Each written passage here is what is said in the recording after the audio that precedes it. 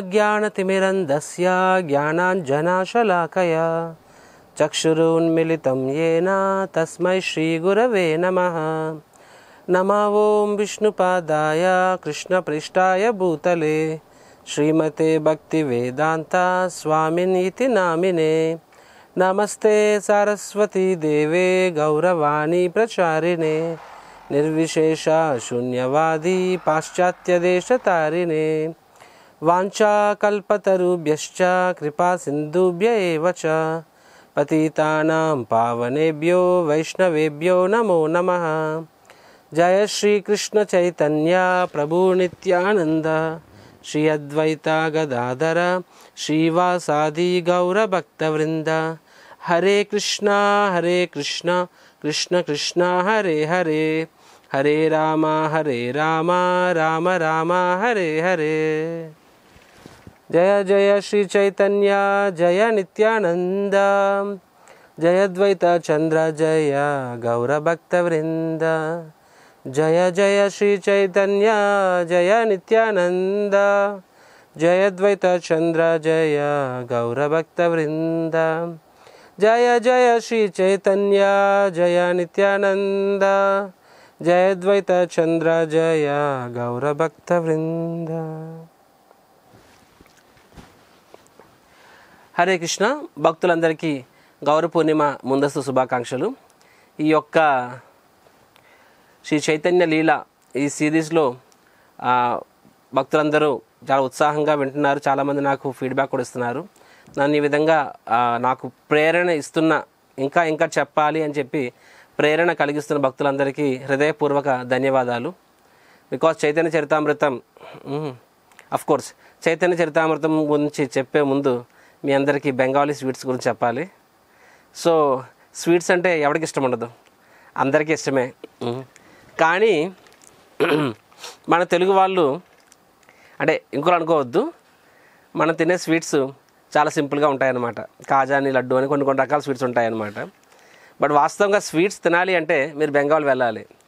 బెంగాల్లో కొన్ని వేల రకాల స్వీట్స్ ఉంటాయి, thousands of varieties. So sweets అంటేనే ఇండియాలో బెంగాలీ, అండ్ బెంగాలీ స్వీట్స్ ముఖ్యంగా మిల్క్ బేస్ మీద ఉంటాయి. Hundreds and hundreds of varieties నోట్లో పెడితే కరిగిపోతాయి అన్నమాట. సో అందుకే ప్రపంచవ్యాప్తంగా స్వీట్స్ అంటేనే బెంగాలీ స్వీట్స్ అని ఒక రకం ఫేమస్ అనమాట. ఇప్పుడు చైతన్య చరితామృతం క్లాస్లో ఈ అబ్బాయి బెంగాలీ స్వీట్స్ గురించి ఎందుకు చెప్తున్నాడు రా అని మీకు అనిపించవచ్చు.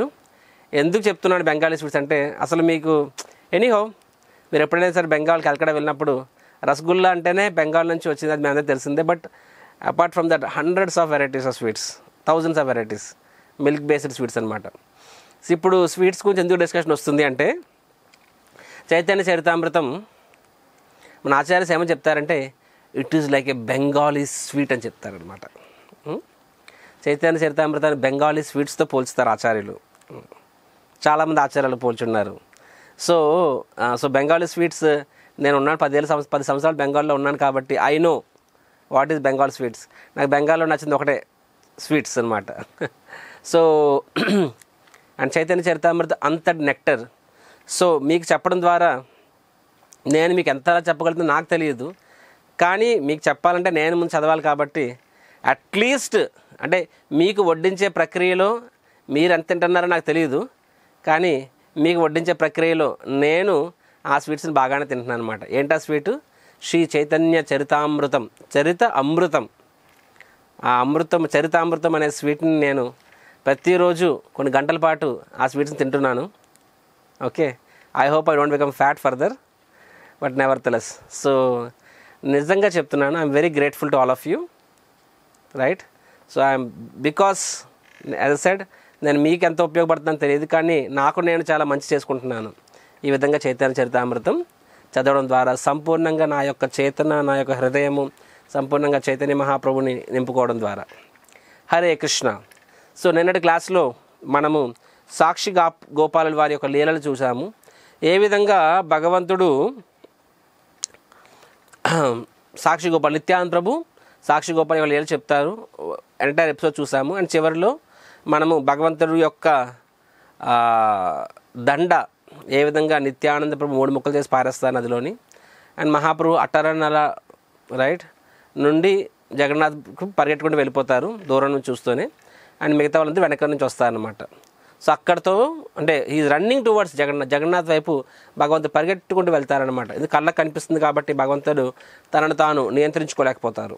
సో అక్కడితో నిన్నటి క్లాసు ముగిసింది. సో ఈరోజు 6వ అధ్యాయము 5వ రోజు. ఈ అధ్యాయం పేరు లిబరేషన్ ఆఫ్ సార్వభౌమ అని చెప్పి, సార్వభౌమ భట్టాచార్య వారికి భగవంతుని యొక్క కృప. So before I even start the chapter మీకు చెప్పాల్సింది ఏంటంటే, శ్రీ చైతన్య మహాప్రభు వారి యొక్క ప్రత్యేకత ఏంటి అంటే, మహాప్రభు ఈజ్ ఎ కాంక్వరర్, భగవంతుని విశ్వవిజేత కదా. సో మహాప్రభు తన ఎలాగ కాంక్వర్ చేస్తారంటే, ఒకటి తన అందంతో కాంక్వర్ చేసేవాళ్ళు జనాల్ని, రెండవది తన యొక్క I spoke Krishna's beauty and Mahaprabhu's beauty, Mahaprabhu యొక్క ఆర్నమెంట్స్, ఆయుధాలు ఏంటి అంటే తన అందమే తన ఆయుధం. మిగతా వాళ్ళు రాముడు ఎలా జయించాడు, తన ధనస్సుతో జయించాడు అనమాట, సారంగపాణి. సో కృష్ణుడు సారంగపాణి, రాముడిది వేరు. సో మహాప్రభు ఎలా జయిస్తారు, ఒకటి తన సౌందర్యం, రెండవది తన యొక్క తన్మయత్వం, మూడవది తన సిద్ధాంతంతో కూడా మహాప్రభు జయిస్తారు, నాలుగవది తన యొక్క వ్యక్తిత్వం, తన పర్సనల్ బిహేవియర్, అండ్ తర్వాత తన యొక్క వ్యక్తిత్వం మరియు తన యొక్క వ్యవహారం మనం చెప్పచ్చు, వ్యక్తిత్వం కానీ వ్యవహారం అని చెప్పొచ్చు అనమాట. సో కొన్నిసార్లు కొంతమంది కరుడు కట్టిన వాళ్ళు ఉంటారనమాట. కరుడు కట్టిన వాళ్ళు అంటే అంత ఈజీగా లొంగరు, జ్ఞానులు, మాయావాదులు, తత్వవేత్తలు, తత్వవాది అంటారు, రైట్.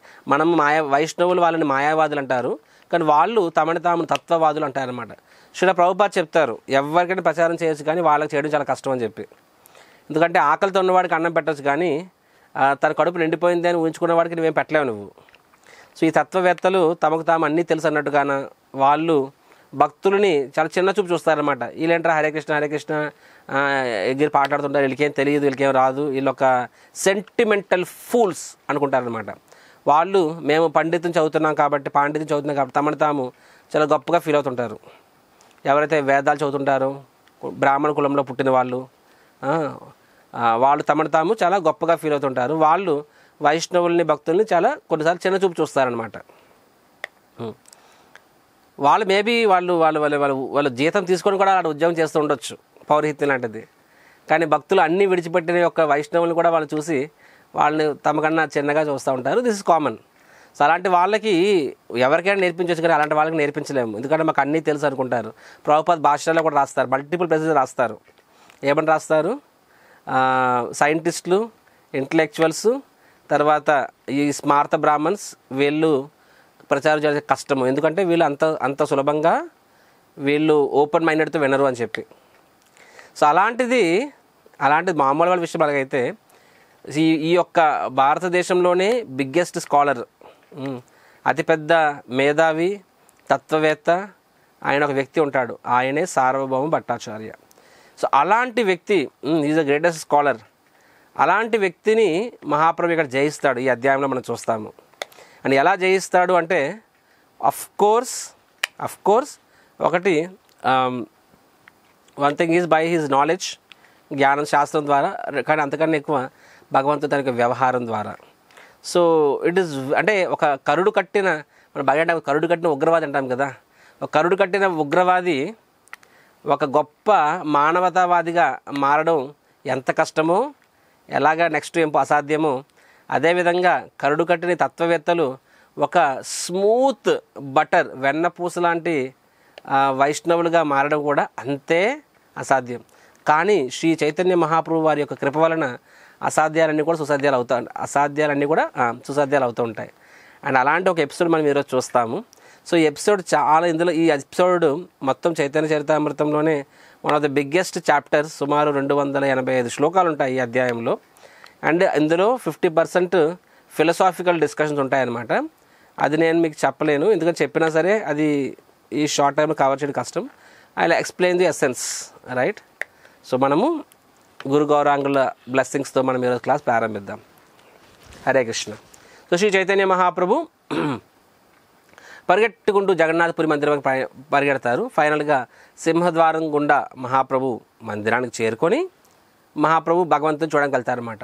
అండ్ భగవంతుని దగ్గరికి వెళ్తారు, భగవంతుని ఆలింగనం చేసుకోవడానికి ప్రయత్నిస్తారు జగన్నాథ స్వామిని, జగన్నాథ్ బలదేవ్ సుభద్ర అలా ప్రయత్నిస్తారు. కానీ భగవంతుని దగ్గరికి చేరక ముందే, ఈవెన్ బిఫోర్ ఈ రీచ్, అంటే భగవంతుడు గర్భగృహంలో ఉంటారు కదా, మహాప్రభు సంహౌ ఎంటర్ అయిన వెంటనే ఇంకా అసలు ఆపుకోలేకపోతారు అన్నమాట, అంతటి ఉద్వేగం. సో పరిగెట్టుకుని వెళ్తారు, కానీ అక్కడే ఆయన మూర్చిపోయి పడిపోతారు అక్కడ. అండ్ సంపూర్ణంగా నిశ్చేష్టులై ఉంటారు అండ్ లిటిల్ మోషన్లెస్. అక్కడున్న మిగతా అందరు భక్తులు ఎవరైతే దర్శనానికి వచ్చే సందర్శకులు ఉన్నారో వాళ్ళందరూ ఆశ్చర్యపోతారు, ఎవరు ఈయన అని చెప్పి. అండ్ అంతవరకు అందరూ జగన్నాథ్ వైపు చూసే వాళ్ళందరూ కూడా సడన్గా వాళ్ళ ఫోకస్ అంతా కూడా అక్కడ సీన్ క్రియేట్ అవుతుంది కదా. ఒక వ్యక్తి పరిగెట్టుకుంటూ వచ్చి అక్కడ దబేలమ పడిపోతే అక్కడ ఒక సీన్ క్రియేట్ అవుతుంది. సో న్యాచురల్గా they are all surprised, who is this అని చెప్పి. సో అక్కడ ఉన్న వాచ్మెన్స్ ఏం చేస్తారు, వాళ్ళు కూడా చూస్తారు ఎవరు ఈయన వచ్చి ఇక్కడ డిస్టర్బెన్స్ క్రియేట్ చేస్తున్నాడు అని చెప్పి. కొన్నిసార్లు జనాలు కొంచెం ఎక్స్ట్రా, అంటే వెరీ కామన్ పీపుల్ కొన్నిసార్లు బాహ్యంగా ప్రదర్శిస్తుంటారు, ఏడుస్తూ ఉంటారు, పూనకం వచ్చిన ఊగిపోతుంటారు. దేనికోసం అంటే అటెన్షన్ గ్రాబింగ్, నలుగురి యొక్క అటెన్షన్ని క్యాచ్ చేయడం కోసం చేస్తూ ఉంటారు. సో అక్కడున్న సెక్యూరిటీ కూడా మహాప్రభుని ఒక డిస్టర్బెన్స్గా అనుకుంటాడు అనమాట. డిస్టర్బెన్స్, ఎవరయ్యా ఈయన వచ్చి అందరిని డిస్టర్బ్ చేస్తున్నాడు అని చెప్పి మహాప్రభుని అక్కడ నుంచి బరబర ఈడ్చుకెళ్ళిపోయి బయట తోసేద్దామని ముందుకు వస్తారనమాట. కానీ అప్పుడే అక్కడ సార్వభౌమ భట్టాచార్య, ఆయన ఎవరు, మొత్తం జగన్నాథ్ మందిరానికి is the head priest. Head priest ఏమంటారు, ప్రధాన అర్చకులు అనమాట. ఆయన ప్రధాన అర్చకులు మరియు అక్కడ రాజు యొక్క గురువు మరియు ముఖ్యమంత్రి, రాజు యొక్క మంత్రి మరియు గురువు మరియు ఇక్కడ ఈ జగన్నాథ్ మందిరానికి ప్రధాన అర్చకులు. అంటే ఎంత పెద్ద వ్యక్తో అర్థం చేసుకోవచ్చు.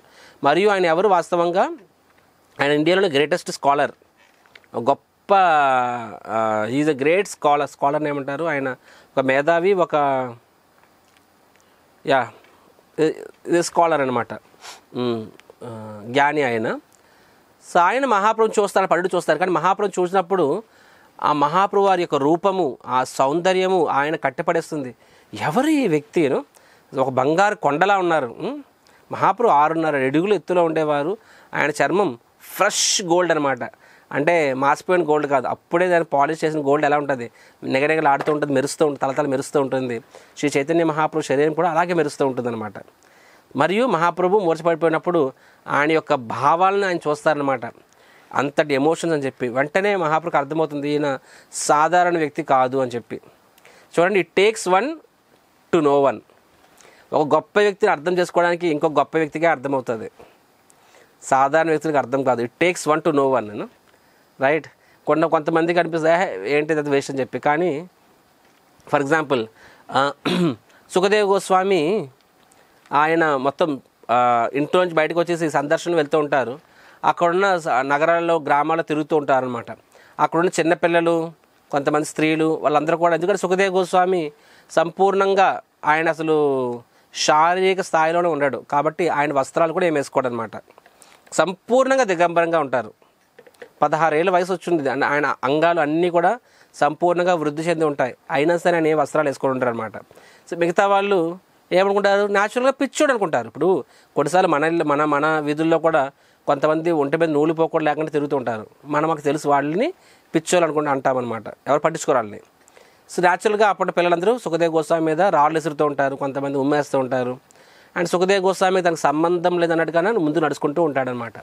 కానీ ఎప్పుడైతే అదే సుఖదేవ్ గోస్వామి గంగా నది ఒడ్డు దగ్గర ఎక్కడైతే పరీక్షిత్ మహారాజ్ అంటే మృత్యువు వచ్చేదాకా అక్కడే ఉండి తపస్సు చేయాలని నిర్ణయించుకుంటాడో, సాధువులందరూ సమావేశం ఉంటారో, ఎప్పుడైతే అక్కడికి సుఖదేవ్ గోస్వామి చేరుకుంటారో అక్కడున్న సాధువులందరూ లేచి నిలబడతారన్నమాట. లేచి నిలబడి, ఓ రాజా, నువ్వు గొప్ప వ్యక్తివి, ఎందుకంటే నువ్వు ఇప్పుడు యాక్చువల్గా నీకు కొన్ని ప్రశ్నలు కావాలి, తెలుసుకోవాలనుకుంటున్న భగవంతుడికి సంబంధించిన విషయాల్ని నీకు చెప్పే వ్యక్తి వచ్చారు. He is the best of the best, మా అందరిలోకి ఈయనే బెస్ట్, అందరూ యునానిమస్గా యాక్సెప్ట్ చేస్తారు.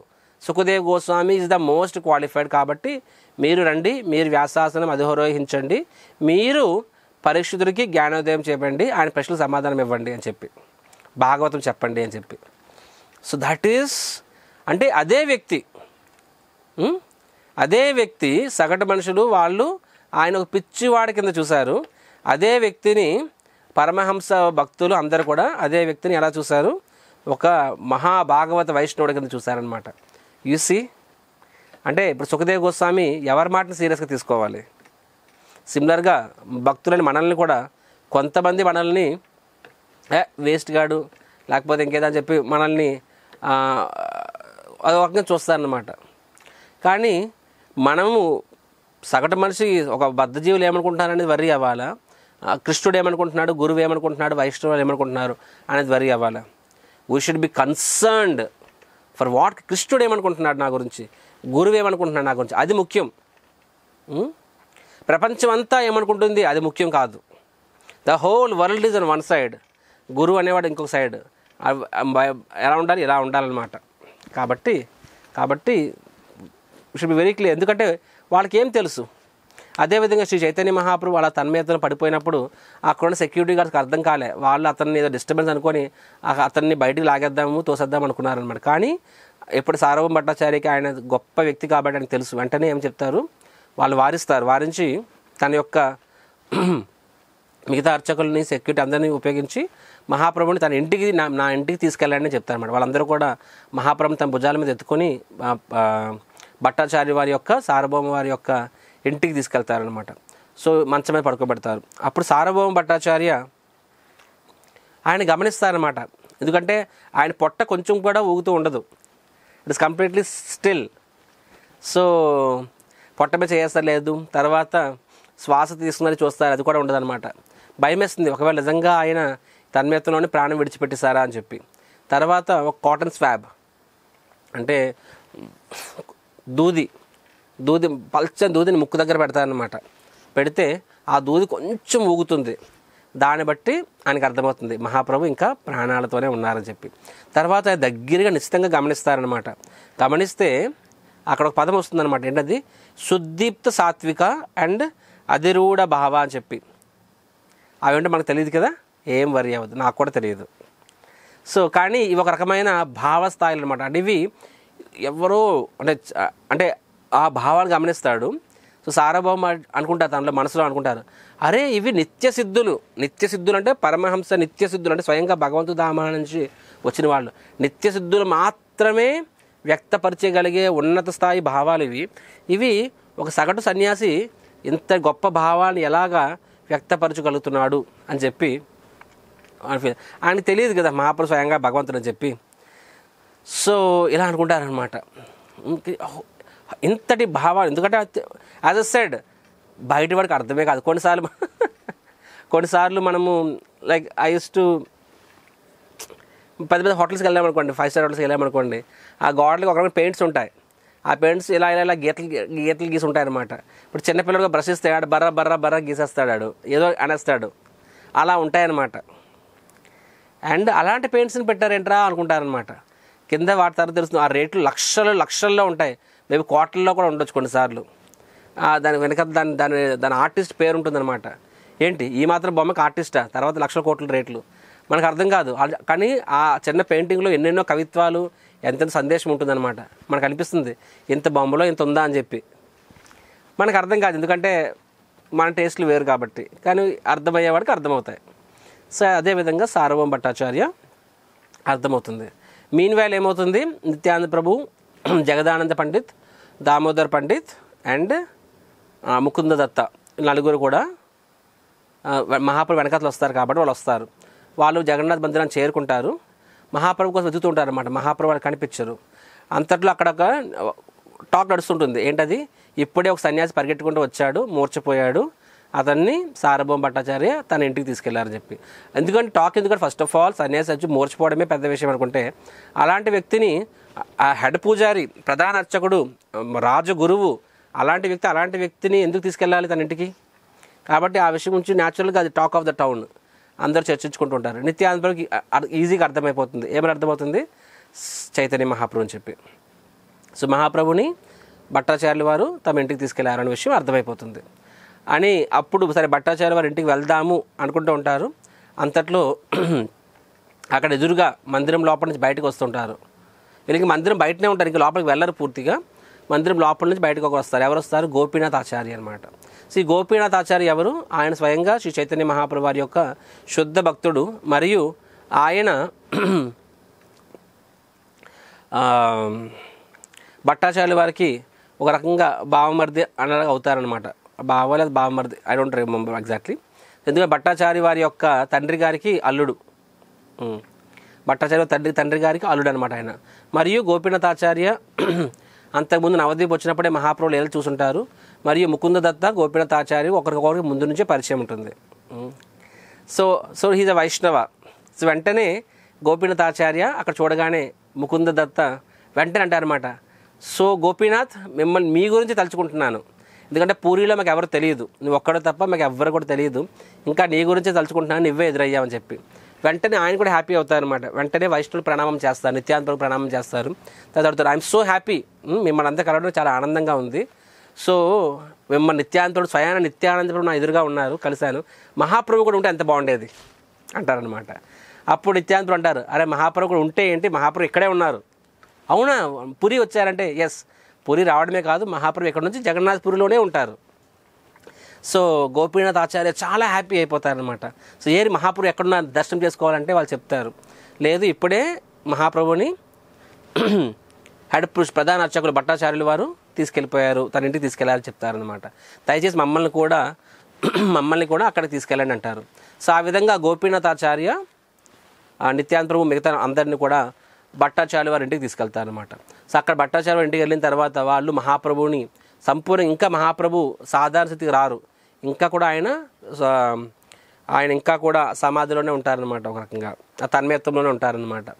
సో కానీ వాళ్ళు మహాప్రభు చూసిన తర్వాత హ్యాపీ అయిపోతారు. గోపీనాథ్ ఆచార్య కూడా మహాప్రభుని చూస్తారు. మొదట్లో బాధపడతారు, ఎందుకంటే మహాప్రభు వారి యొక్క గృహస్థాశ్రమంలో ఉన్నప్పుడు ఆయన కురులు దాటి గురించి ఎంత చెప్పుకున్నా తక్కువే.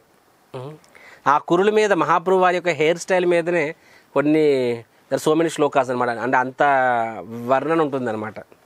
మనము ఏ స్త్రీ కూడా వాళ్ళ జుత్తే అందము. So no one is comparable to Mahaprabhu వారి సౌందర్యం అలా ఉంటుంది. సో మహాప్రభుని అలాగా సంపూర్ణంగా ముండనంతో చూసినప్పటికీ మొదట గోపీనాథ్ ఆచార్య కొంచెం బాధపడతారు.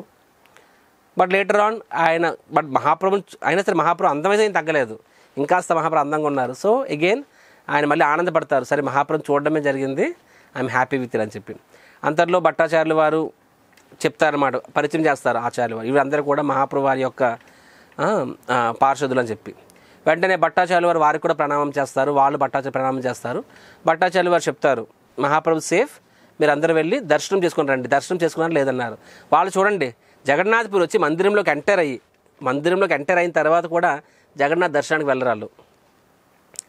దే డోంట్ గో దర్శనం, they are first concern about Mahaprabhu ఎక్కడున్నా తెలుసుకోవాలి, ఆయన సేఫ్టీ అని చెప్పి. This is devotee because they know జై గౌర సై కృష్ణ సై జగన్నాథ్, జై గౌర సై కృష్ణ సై జగన్నాథ్, జై గౌర సై కృష్ణ సై జగన్నాథ్. జై గౌర, ఆ గౌరాంగ మహాప్రభునే కృష్ణుడు, ఆ కృష్ణుడే జగన్నాథుడు. కాబట్టి మహాప్రభు జగన్నాథుడు అందరూ వేరు కాదు.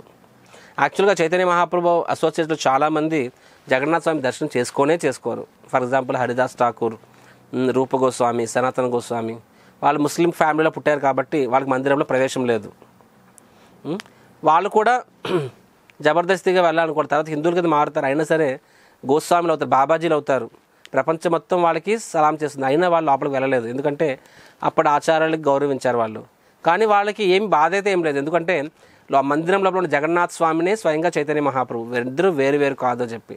అండ్ మహాప్రభు స్వయంగా తనకు తానుగా వచ్చి వాళ్ళకి దర్శనం ఇచ్చేవాళ్ళు అనమాట. So this is very important. రీసెంట్గా నేను ఒక మహారాజ్ లెక్చర్ వింటున్నాను. సో ఆయన చాలా అద్భుతమైన పాయింట్ చెప్పారు. ఏమన్నారంటే, చూడండి మనము తిరుపతి ధామానికి వెళ్తాము, వెంకటేశ్వర స్వామి మందిరానికి ఇంచుమించుగా 4 గంటల లైన్లో నిల్చుంటాము. సీజన్లో అయితే 6-7 గంటలు కూడా నిల్చోవాల్సి వస్తుంది. సో 4 గంటలు నిల్చొని మన మందిరంలోకి దర్శనానికి వెళ్ళినప్పుడు ఫైనల్గా భగవంతుని మ్యాక్స్ టు మ్యాక్స్ 10 సెకండ్లు చూస్తాము. నీ అదృష్టం బాగుంటే ఇంకో 10 సెకండ్లు 20 సెకండ్లు, అంతకు మించి నువ్వు భగవంతుని దర్శనం నువ్వు చేసుకోలేవు.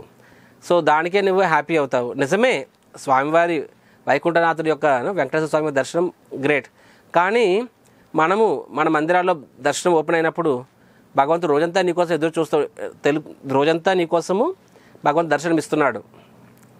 కానీ అక్కడ నువ్వు అంత ఉత్సాహంతో దర్శనం వెళ్ళవు, కొన్నిసార్లు దర్శనానికి వెళ్ళవు అనమాట. So we should have that. అంటే నీకు అర్థం ఏంటి, తిరుపతిలో ఉన్న వెంకటేశ్వర స్వామి మన టెంపుల్లో ఉన్న మన రాధాకృష్ణుడు వేరేనా అర్థము, ఆ నమ్మకం నీకు లేదా అని అడిగారనమాట. కాబట్టి నాకు ఇట్స్ నాట్ దట్ నాకు అక్కడ దర్శనం తక్కువసేపు అయింది ఎక్కువసేపు అయింది నాకు అదేం లేదు. ఎందుకంటే నేను కన్విన్స్డ్, నేను నా టెంపుల్లో నేను ఎవరినైతే పూజించుకుంటున్నానో ఆయనే తిరుపతిలో వెంకటేశ్వర స్వామి కింద వెలిచి ఉన్నారు. కాబట్టి I should be equally enthusiastic to take darshan of my lords. రాధాశ్యామ సుందరుల వారి దర్శనం, జగన్నాథ స్వామి వారి దర్శనం మనం చేసుకున్నాము అంటే ఇది సేమ్ యాజ్ తిరుపతిలో మనం బాలాజీ దర్శనం అయినా సరే జగన్నాథ్పూర్లో జగన్నాథ స్వామి అంతా ఒకటే అని చెప్పి. సో అండర్స్టాండింగ్ మనకి ఉండాలి. సో ఇది భట్టాచార్య వారు ఏం చెప్తారు, మీరు అందరూ వెళ్ళి జగన్నాథ స్వామి దర్శనం చేసుకొని రండి అని చెప్పి అంటారనమాట. అని స్వయంగా తన కుమారుడి నుంచి పంపిస్తారు. సో భట్టాచార్య వారి కుమారుడు వాళ్ళందరినీ తీసుకెళ్ళి స్వామివారి దర్శనం చేపించి తీసుకొస్తారనమాట. వాళ్ళు దర్శనం చేసి వస్తారు అండ్ చాలా ఆనందపడతారన్నమాట జగన్నాథ స్వామివారి దర్శనం అని చెప్పి. సో మందిరం అక్కడ మహాప్రభు ఇంకా తన్మేతలో ఉన్నారన్నమాట, ఇంకా కళ్ళు తెరవలేదు, బాహ్య స్థితికి రాలేదు. సో వెంటనే వాళ్ళు కీర్తన చేయడం స్టార్ట్ చేస్తారనమాట. సో ఎప్పుడైతే కీర్తన చేయడం స్టార్ట్ చేస్తారో లౌడ్ కీర్తన్ హరే కృష్ణ మంత్రం స్టార్ట్ చేస్తే వెంటనే మహాప్రభు ఎగిరి గెంతేసి నేర్చి కూర్చుంటారనమాట. హరి అంటారనమాట, హరి అంటారనమాట. భట్టాచార్య ఉలికి పడిపోతారు, ఏంది ఎంత గట్టిగా అరిశారు సార్. సడన్గా అంతవరకు కనీసము గుండు కొట్టుకోవట్లేదు, గాలి తీసుకోవట్లేదు, సడన్గా ఒక్కసారిగా లెగిసి హరి అని అరిసేసరికి భట్టాచార్య భయపడిపోతారనమాట, ఏమైంది దేనికి అని చెప్పి. సో బట్ ఎనీహో మహాప్రభు చూసారన్నమాట ఎక్కడున్నానని చెప్పేలాగా. సో భక్తులందరూ హరి బోల్, దే వెరీ హ్యాపీ. సో అప్పుడు భట్టాచార్యుల వారు కూడా అర్థమవుతుంది, ఓకే మహాప్రభు ఈయన సాధారణ వ్యక్తి కాదు, ఈయన సంపూర్ణంగా వేరే స్థాయిలో ఉన్నారని చెప్పి. అప్పుడు భట్టాచార్యులు అందరికీ అంటారు, దయచేసి మీరు అందరూ కూడా వెళ్ళి మధ్యాహ్నం అయింది, అప్పుడు ఆల్మోస్ట్ మధ్యాహ్నం 12 అయిపోతుంది, అందరూ వెళ్ళి స్నానం చేసి రండి, అందరికీ నేను జగన్నాథ్ మందిరం నుంచి మీ అందరికీ మహాప్రసాదం తెప్పిస్తానని చెప్పి. సో మహాప్రభు మిగతా నలుగురు అలాంగ్ విత్ గోపీనాథ్ ఆచార్య వెళ్ళి స్నానం చేసి వస్తారు, అంతట్లో మహాప్రసాదం వస్తుందన్నమాట.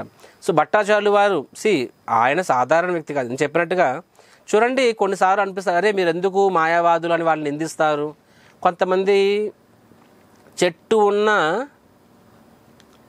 పళ్ళు ఉన్న చెట్టుకే రాళ్ళు అంటారు చూసారు, పళ్ళు ఉన్న చెట్టుకే రాళ్ళు అంటారు కదా. అదేవిధంగా ఈరోజు ఇస్కాన్ సంస్థ ఇంత ప్రచారం చేసి ఇంత విశ్వవ్యాప్తంగా ఫేమస్ అవుతుంది కాబట్టి న్యాచురల్గా విమర్శలు కూడా న్యాచురల్ పెరుగుతుంది. చెట్టు పెరిగినప్పుడు నీడ కూడా పెరుగుతుంది కదా, ఎంత చెట్టు పెరిగితే అంత నీడ పెరుగుతుంది. కాబట్టి విమర్శలు వస్తున్నాయంటే అర్థం ఏంటి, నువ్వు యాక్చువల్గా మంచి పని చేస్తున్నావు అని అర్థం. మంచి పని చేస్తేనే విమర్శలు వస్తాయి. ప్రభుపాద చెప్పారు ఆ విషయం అనమాట. సో ఎనీహో, సో కొంతమంది ఏమంటారంటే, అరే మీరు ఎందుకు భేదభావం చూపిస్తారు, మాయావాదులు వాళ్ళని ఎందుకు నిందిస్తారు, విమర్శిస్తారు అని చెప్పి. చూడండి, మనం వాళ్ళ సిద్ధాంతాన్ని విమర్శిస్తున్నాము, అంతేకాదు వ్యక్తులను ఎప్పుడు విమర్శించం, మనం సిద్ధాంతాన్ని విమర్శిస్తాము.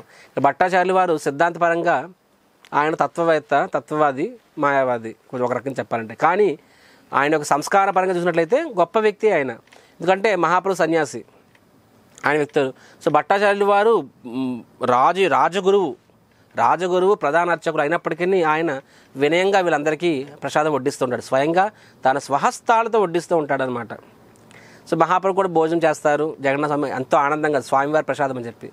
అండ్ మహాప్రభు అంటారు, నాకు ఈ స్పెషల్ ఐటమ్స్ అన్నీ, ఈ యొక్క కీర్, రబడి, మాల్పోవా ఇవన్నీ నాకు ఇవేమి ఇవ్వద్దు, నేను సన్యాసి, నేను సులభంగా తినాలి, మిగతా వాళ్ళకి ఇవ్వండి, నాకు కేవలము బాయిల్డ్ వెజిటేబుల్స్, ఉడకబెట్టిన కాయగూరలు ఇవ్వండి చాలు అంటారనమాట. నేను సరళంగా తీసుకోవాలనుకుంటున్నాను చెప్పి. భట్టాచార్యులు అంటారు, దయచేసి ఈ ఒక్క పూట మీరు మీ నియమాలను పక్కన పెట్టండి, సన్యాసి అంటే సింపుల్గా తీసుకోవాలని చెప్పి పక్కన పెట్టండి, ప్రేమగా వడ్డిస్తున్నాను, దయచేసి నా కోసం మీరు సంపూర్ణంగా కడుపు నిండా పుష్కలంగా తినండి అని చెప్తారనమాట. సో వెంటనే మహాప్రభు సమ్మతిస్తారు.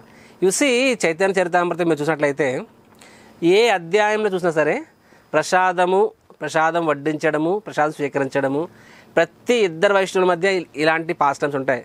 ఎక్కడ చూస్తే అక్కడ ప్రసాదం వడ్డించడము అని. బికాస్ ప్రసాదం ముఖ్యంగా వైష్ణవ కమ్యూనిటీలో ప్రసాదం అనేది చాలా ఇంపార్టెంట్ ఆస్పెక్ట్. అందుకనే నా సీనియర్స్ నిన్న క్లాస్ కూడా చెప్పాను కదా, నా సీనియర్స్ నాకు చెప్పారు, ఏ టెంపుల్లో అయితే కిచెన్ డిపార్ట్మెంట్ ఆ కిచెన్ ఇన్ఛార్జ్ అనేవాడు చాలా ఉదార భావంతో ఉంటాడు, పెద్ద మనసుతో ప్రేమగా ప్రసాదం తయారు చేస్తారో ఆ టెంపుల్ ఆటోమేటిక్గా ఫ్లరిష్ అవుతుంది, వృద్ధి చెందుతుంది. ఆ టెంపుల్లో కనెక్టెడ్ భక్తులందరూ హ్యాపీ అవుతారు. చూడండి, ఏ journey to A devotees heart is through his tongue. ఒక వ్యక్తి యొక్క హృదయానికి నువ్వు చేరుకోవాలంటే అతని జిహ్వ ద్వారానే నువ్వు చేరుకోగలవు. It's one of the very element అనమాట. కాబట్టి ప్రసాదం అనే ఎలిమెంట్ చాలా ఇంపార్టెంట్ నేను. సో అందుకని ఆ అవకాశం వచ్చినప్పుడు మనకి నలుగురికి ప్రసాదం ఇచ్చే అవకాశం, వడ్డించే అవకాశము, వండే అవకాశం వచ్చినప్పుడు మనం వదులుకోకూడదు. ఏం చేయలేవు, ప్రసాదం స్పాన్సర్ చేయి, నలుగురికి ప్రసాదం స్పాన్సర్ చేయి, that is also wonderful. So like this very important. Anyhow next point. So అలాగా పర్సనల్గా వడ్డిస్తారు, మహాప్రభు కూడా హ్యాపీగా స్వీకరిస్తారు. దేనికోసము, అంత పెద్ద మనిషి, తండ్రి వయసు అయింది, అడిగినప్పుడు కాదనలేక మహాప్రభు కూడా హ్యాపీగా తీసుకుంటారు. తర్వాత అంత భోజనం అయిపోతుంది, చేతులు కడుక్కుంటారు. అప్పుడు సార్వభౌముడు భట్టాచార్యులు వారు మహాప్రభుకి ప్రణామం చేస్తారు, నమో నారాయణాయ అంటారనమాట. రైట్. సో యాక్చువల్గా మాయావాదులు న్యాచురల్గా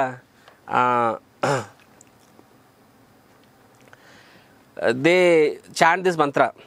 వాళ్ళు ఏమనుకుంటారంటే ఒకసారి ఒక వ్యక్తి సన్యాసం తీసుకుంటే ఆ వ్యక్తి స్వయంగా నారాయణుడు అంటారు. సో వాళ్ళు కూడా నారాయణ పదం వాడతారు. మనకు అనిపిస్తుంది తప్పు ఏంట్రా అంటే తేడా ఉంది.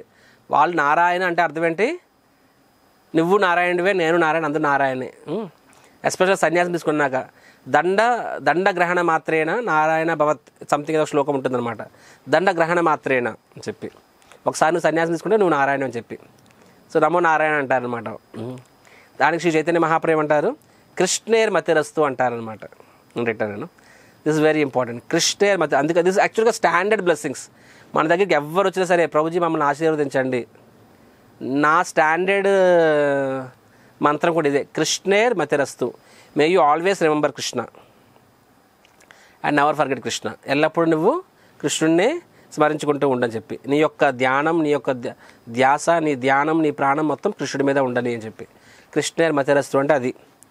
సో అప్పుడు సార్వభౌమకు అర్థమైపోతుంది ఏమని, ఈయన వైష్ణవ సన్యాసి అని చెప్పి. ఎందుకంటే ఆయన మాయావాది సన్యాసి అయి ఉంటే ఆయన తిరిగి నమో నారాయణ అని చెప్పుండేవారు, నారాయణ ఉండేవారు అనమాట. కానీ కృష్ణ మతిరస్ అన్నాక ఎగైన్ ఇక్కడ నారాయణ అంటే మామూలుగా ఓం నమో నారాయణాయ అంటారు ఎవరు, మన శ్రీ వైష్ణవులు.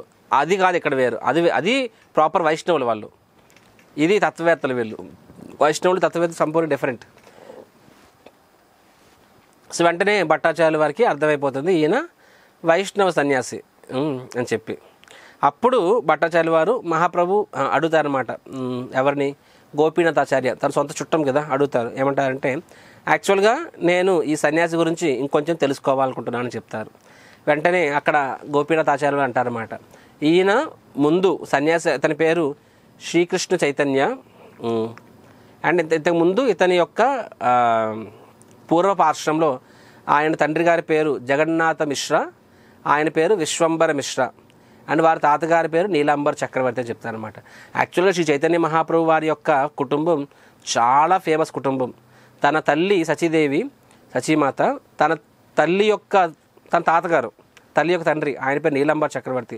ఆయన అప్పట్లోనే one of the greatest scholars, బెంగాల్లో వన్ ఆఫ్ ద గ్రేటెస్ట్ బ్రాహ్మణులు స్కాలర్స్ అనమాట. రైట్. సో ఎప్పుడైతే నీలాంబర్ చక్రవర్తి పేరు చెప్తారో వెంటనే భట్టాచార్యుల వారు హ్యాపీ అయిపోతారనమాట. ఓ, నా తండ్రి గారు నీలాంబర్ చక్రవర్తి క్లాస్మేట్స్, ఇద్దరు కలిసి చదువుకున్నారు. అండ్ నా తండ్రి గారు అంటే వేద పురోహితం చదువుకున్నారు. నా తండ్రి గారు ఆయన మరియు జగన్నాథ్ మిశ్ర గారిని కూడా గౌరవించేవారు. అంటే ఇక్కడ భట్టాచార్యుల వారి వయసు ఎంత, భట్టాచార్యుల వారి తండ్రి మహాప్రభు తాత ఒక వయసు, అంటే భట్టాచార్యుల వారు మహాప్రభు తండ్రి ఒక వయసు. అంటే మహాప్రభుకి భట్టాచార్యుల వారు ఎలా ఉంటారు, కొడుకుతో సమానం వయసులో. మహాప్రభు వయసు అప్పుడు 24 సంవత్సరాలే, అంటే భట్టాచార్యుల వారు 50-60 ఉంటారేమో మరి అప్పట్లో. Whatever it is. So భట్టాచార్యుల వారు అంటారు, నాకు జగన్నాథ్ మిశ్ర కూడా పరిచయం ఉన్నారు, ఎందుకంటే మా తండ్రి గారు జగన్నాథ్ మిశ్ర గారు కూడా గౌరవించేవాళ్ళు, ఎందుకంటే జగన్నాథ్ మిశ్ర కూడా ఒక గొప్ప టీచర్ కాబట్టి అని చెప్పి. సో ఆ విధంగా అయితే నాకు ఈయన ఒక రకంగా నాకు తెలిసిన, అంటే కావాల్సిన మనిషి అని చెప్పి భట్టాచార్యుల వారు హ్యాపీ అవుతారనమాట. అప్పుడు so and on top of that మీరు సన్యాసి కాబట్టి నేను దయచేసి నన్ను మీ సేవకుడి కింద స్వీకరించండి అంటారు.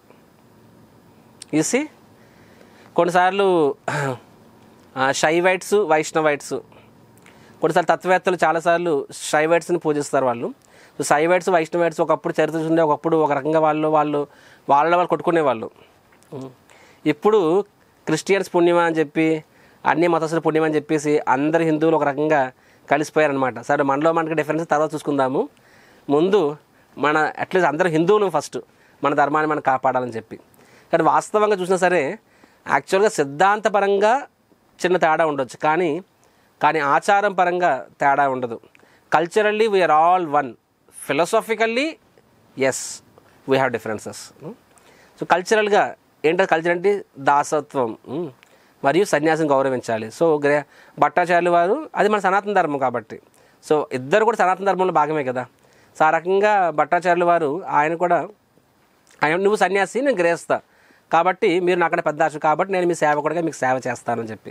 దానికి మహాప్రభు ఏమంటారు, లేదు లేదు లేదు, మీరు గొప్ప స్కాలర్ పండితులు మీరు, అండ్ మీరు యాక్చువల్ జగద్గురువులు, మీరు అసలు బృహస్పతి అంతటి జ్ఞానం మీకు ఉంది అని చెప్పి మహాప్రభు చెప్తారనమాట. కాబట్టి నేను చిన్న సన్యాసిని కాబట్టి నాకు అసలు ఏమీ తెలియదు, నాకు జ్ఞానం తెలియదు, నేను మూర్ఖుడిని, కాబట్టి దయచేసి నన్ను మీ శిష్యుడి కింద చేసుకొని నాకు మీరు జ్ఞానాన్ని ఇవ్వండి అని చెప్తారనమాట.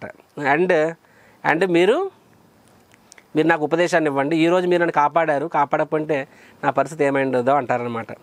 దానికి భట్టాచార్యుల వారు అంటే మహాప్రభు వినయంగా చెప్తున్నారు. కొన్నిసార్లు మహాప్రభు ఎంత వినయంగా చెప్తారంటే కొన్నిసార్లు ఎదురువాడికి అర్థం కాదు, నిజంగా పాపం వాళ్ళు తీసుకుని నిజమే అనుకుంటారనమాట.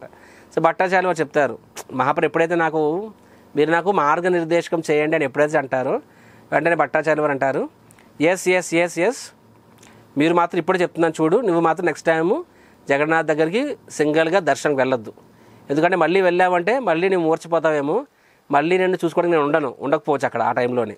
కాబట్టి జనాలు మిమ్మల్ని తప్పుగా అర్థం చేసుకోవచ్చు, కాబట్టి మీరు ఇక్కడ నుంచి ఒంటరిగా జగన్నాథ్ స్వామి వారి దర్శనంకి వెళ్ళొద్దు, అయితే నేను తీసుకెళ్తాను లేకపోతే నా మనుషులు తీసుకెళ్తారంటారనమాట.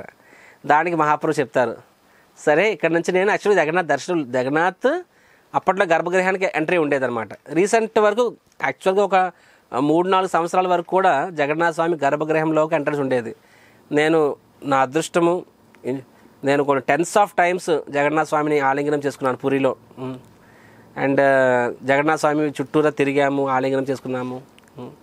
కానీ ఇప్పుడు నాకు తెలిసింది ఏంటంటే పర్మనెంట్గా రూల్ పెట్టేశారు, ఆ గర్భగృహం లోపలికి వెళ్ళడానికి లేదు అని చెప్పి.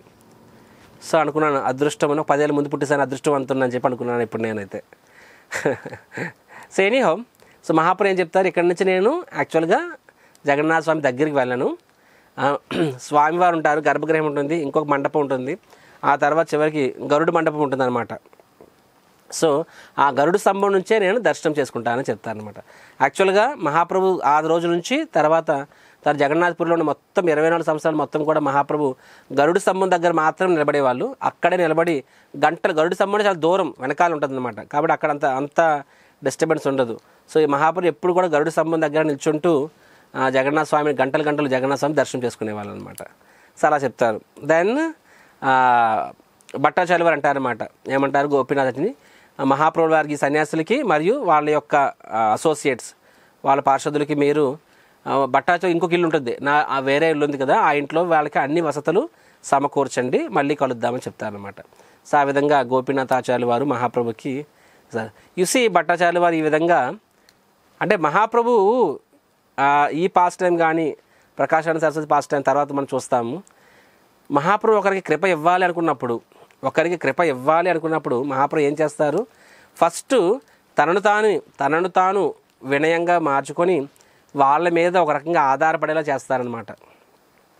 అప్పుడేమవుతుంది, వాళ్ళు మహాప్రభుకి సేవ చేస్తారు, తెలియకుండా సేవ చేస్తారు.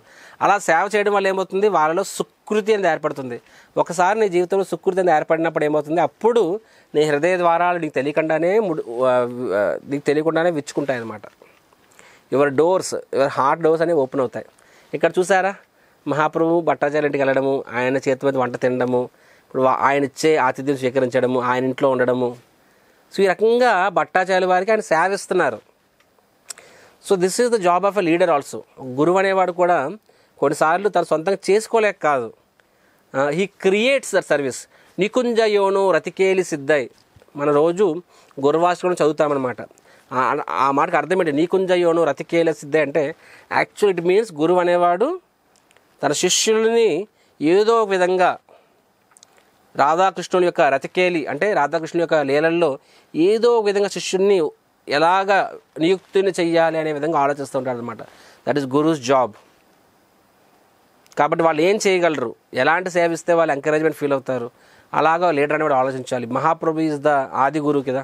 సో మహాప్రభు అదే విధంగా అనమాట. సో భట్టాచార్యుల వారికి అలాగా యాక్చువల్గా మహాప్రభు కూడా తన యొక్క దివ్య సిద్ధితో ఎలాగ తన మేని కాంతి ఎలా వస్తుందంటే భట్టాచార్యుల వారు మహాప్రభు చూడగానే ఆయనలో ఒక రకమైన వాత్సల్య భావం క్రియేట్ అవుతుందన్నమాట.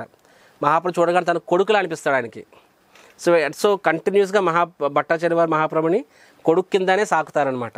సో ఆ విధంగా ముందే హోంవర్క్ చేసేసాడు మహాప్రభు, ఫీల్డ్ రెడీ చేస్తాడు అనమాట. అంటే ఆయన మనసుని సాఫ్ట్ చేయడం ప్రారంభించాడు. ఎంత భట్టాచార్య వారు మహాప్రభు సేవ చేస్తుంటారో అంత ఆయన హార్ట్ రెడీ అయిపోతుంది. That is truth. అదర్వైజ్ బద్ధజీవుల యొక్క హృదయం కరుడు కట్టిన బండరాయిల్లా ఉంటాయన్నమాట. అందులో విత్తనం వేస్తే మొలకెత్తదు, భక్తిలత బీజం మొలకెత్తదు. సో సొల్యూషన్ ఏంటది? ఆ హృదయాన్ని సాఫ్ట్ చేయాలి, చదువు చేయాలన్నమాట. అదే సుకృతి, అజ్ఞాత సుకృతి. అది ఏదో ఒక విధంగా వాళ్ళు మనం ఎంగేజ్ చేయాలి, ఏదో ఒక విధంగా. అప్పుడు వాళ్ళు మైండ్స్ ఓపెన్ అవుతాయి. సో మహాప్రభు భట్టాచార్యుల వారి ఆతిథ్యాన్ని స్వీకరిస్తారు. తర్వాత మరుసటి రోజు గోపీనాథాచార్య వస్తారన్నమాట. భట్టాచార్య వారి ఇంటికి వస్తారు. తనతో పాటు ముకుంద దత్తను కూడా తీసుకొస్తారనమాట. సో అప్పుడు భట్టాచార్యుల వారు అడుగుతారు, సో నిన్న చూసిన సన్యాసి చాలా is so wonderful, is so nice, కానీ చాలా చాలా యువకుడు అండ్ చాలా అమాయకుల్లా ఉన్నాడు. ఎవరంట? మహాప్రభు అంట. మహాప్రభుని అమాయకుడు అన్నాడంటే ఆయన అమాయకుడు, చాలా అమాయకుడిగా ఉన్నాడు, ఆయన పూర్తి వివరాలు నాకు చెప్పండి అంటారనమాట. అప్పుడు గోపీనాథాచార్య చెప్తారు, ఆయన పేరు శ్రీకృష్ణ చైతన్య అని చెప్పి, రైట్. అండ్ ఆయన యొక్క గురువు గారు, సన్యాసి గురువు ఎవరు? కేశవ భారతి అని చెప్పి. ఎప్పుడైతే భట్టాచార్య వారు వింటారో అంటారు, అవునా, శ్రీకృష్ణ అనే పేరు బాగానే ఉంది, కానీ చైతన్య అనే పేరు అంత బాగలేదు అంటారనమాట. ఎందుకంటే ఈ చైతన్య మరియు ఈ భారతి అనే పేర్లు సెకండ్ క్లాస్ సన్యాసిస్ పెట్టుకుంటారు. చూడండి, మాయావాది సన్యాసుల్లో కూడా వాళ్ళలో కూడా కేటగిరీస్ ఉంటాయి. భారతి అనే సంప్రదాయము కొంచెం దిగువ స్థాయి, చైతన్య అనే సంప్రదాయం ఒక దిగువ స్థాయి అనమాట. అదేదో దాని బదులు సరస్వతి అనే పేరుంటే బాగుండేది కదా, పూరి అనే పేరుంటే బాగుండేది కదా అని చెప్పి భట్టాచార్యులు వారు అంటారు అనమాట. ఇప్పుడు సరస్వతి అనే పేరు, ఫర్ ఎగ్జాంపుల్ ప్రకాశానంద సరస్వతి, ఆయన కూడా సన్యాసినే. సరస్వతి అనే పేరు ఉందంటే ఆయన టాప్ లెవెల్ సన్యాసిస్ అని అర్థం. పూరి అనే పేరు ఉందనుకోండి, ప్రకాశానంద పూరి మాట వరుస అంటున్నా, అది టాప్ సంప్రదాయం అని అర్థం అనమాట. అదే భారతి అనే పేరు ఉందనుకోండి, అది కింద లెవెల్ సంప్రదాయం. ఆర్ చైతన్య అనే పేరు ఉందనుకోండి, అది కింద లెవెల్ సంప్రదాయం. ఆనంద అనే పేరు ఉందనుకోండి, అది కూడా కింద లెవెల్ సంప్రదాయం. సో వాళ్ళలో కూడా రకరకాల కేటగిరీస్ ఉంటాయి. సో వెంటనే భట్టాచార్య వారు ఏమంటారు, అరే ఆయన అలాంటి కింద స్థాయి సంప్రదాయంలో ఎందుకు సన్యాసం తీసుకున్నారు అంటారనమాట.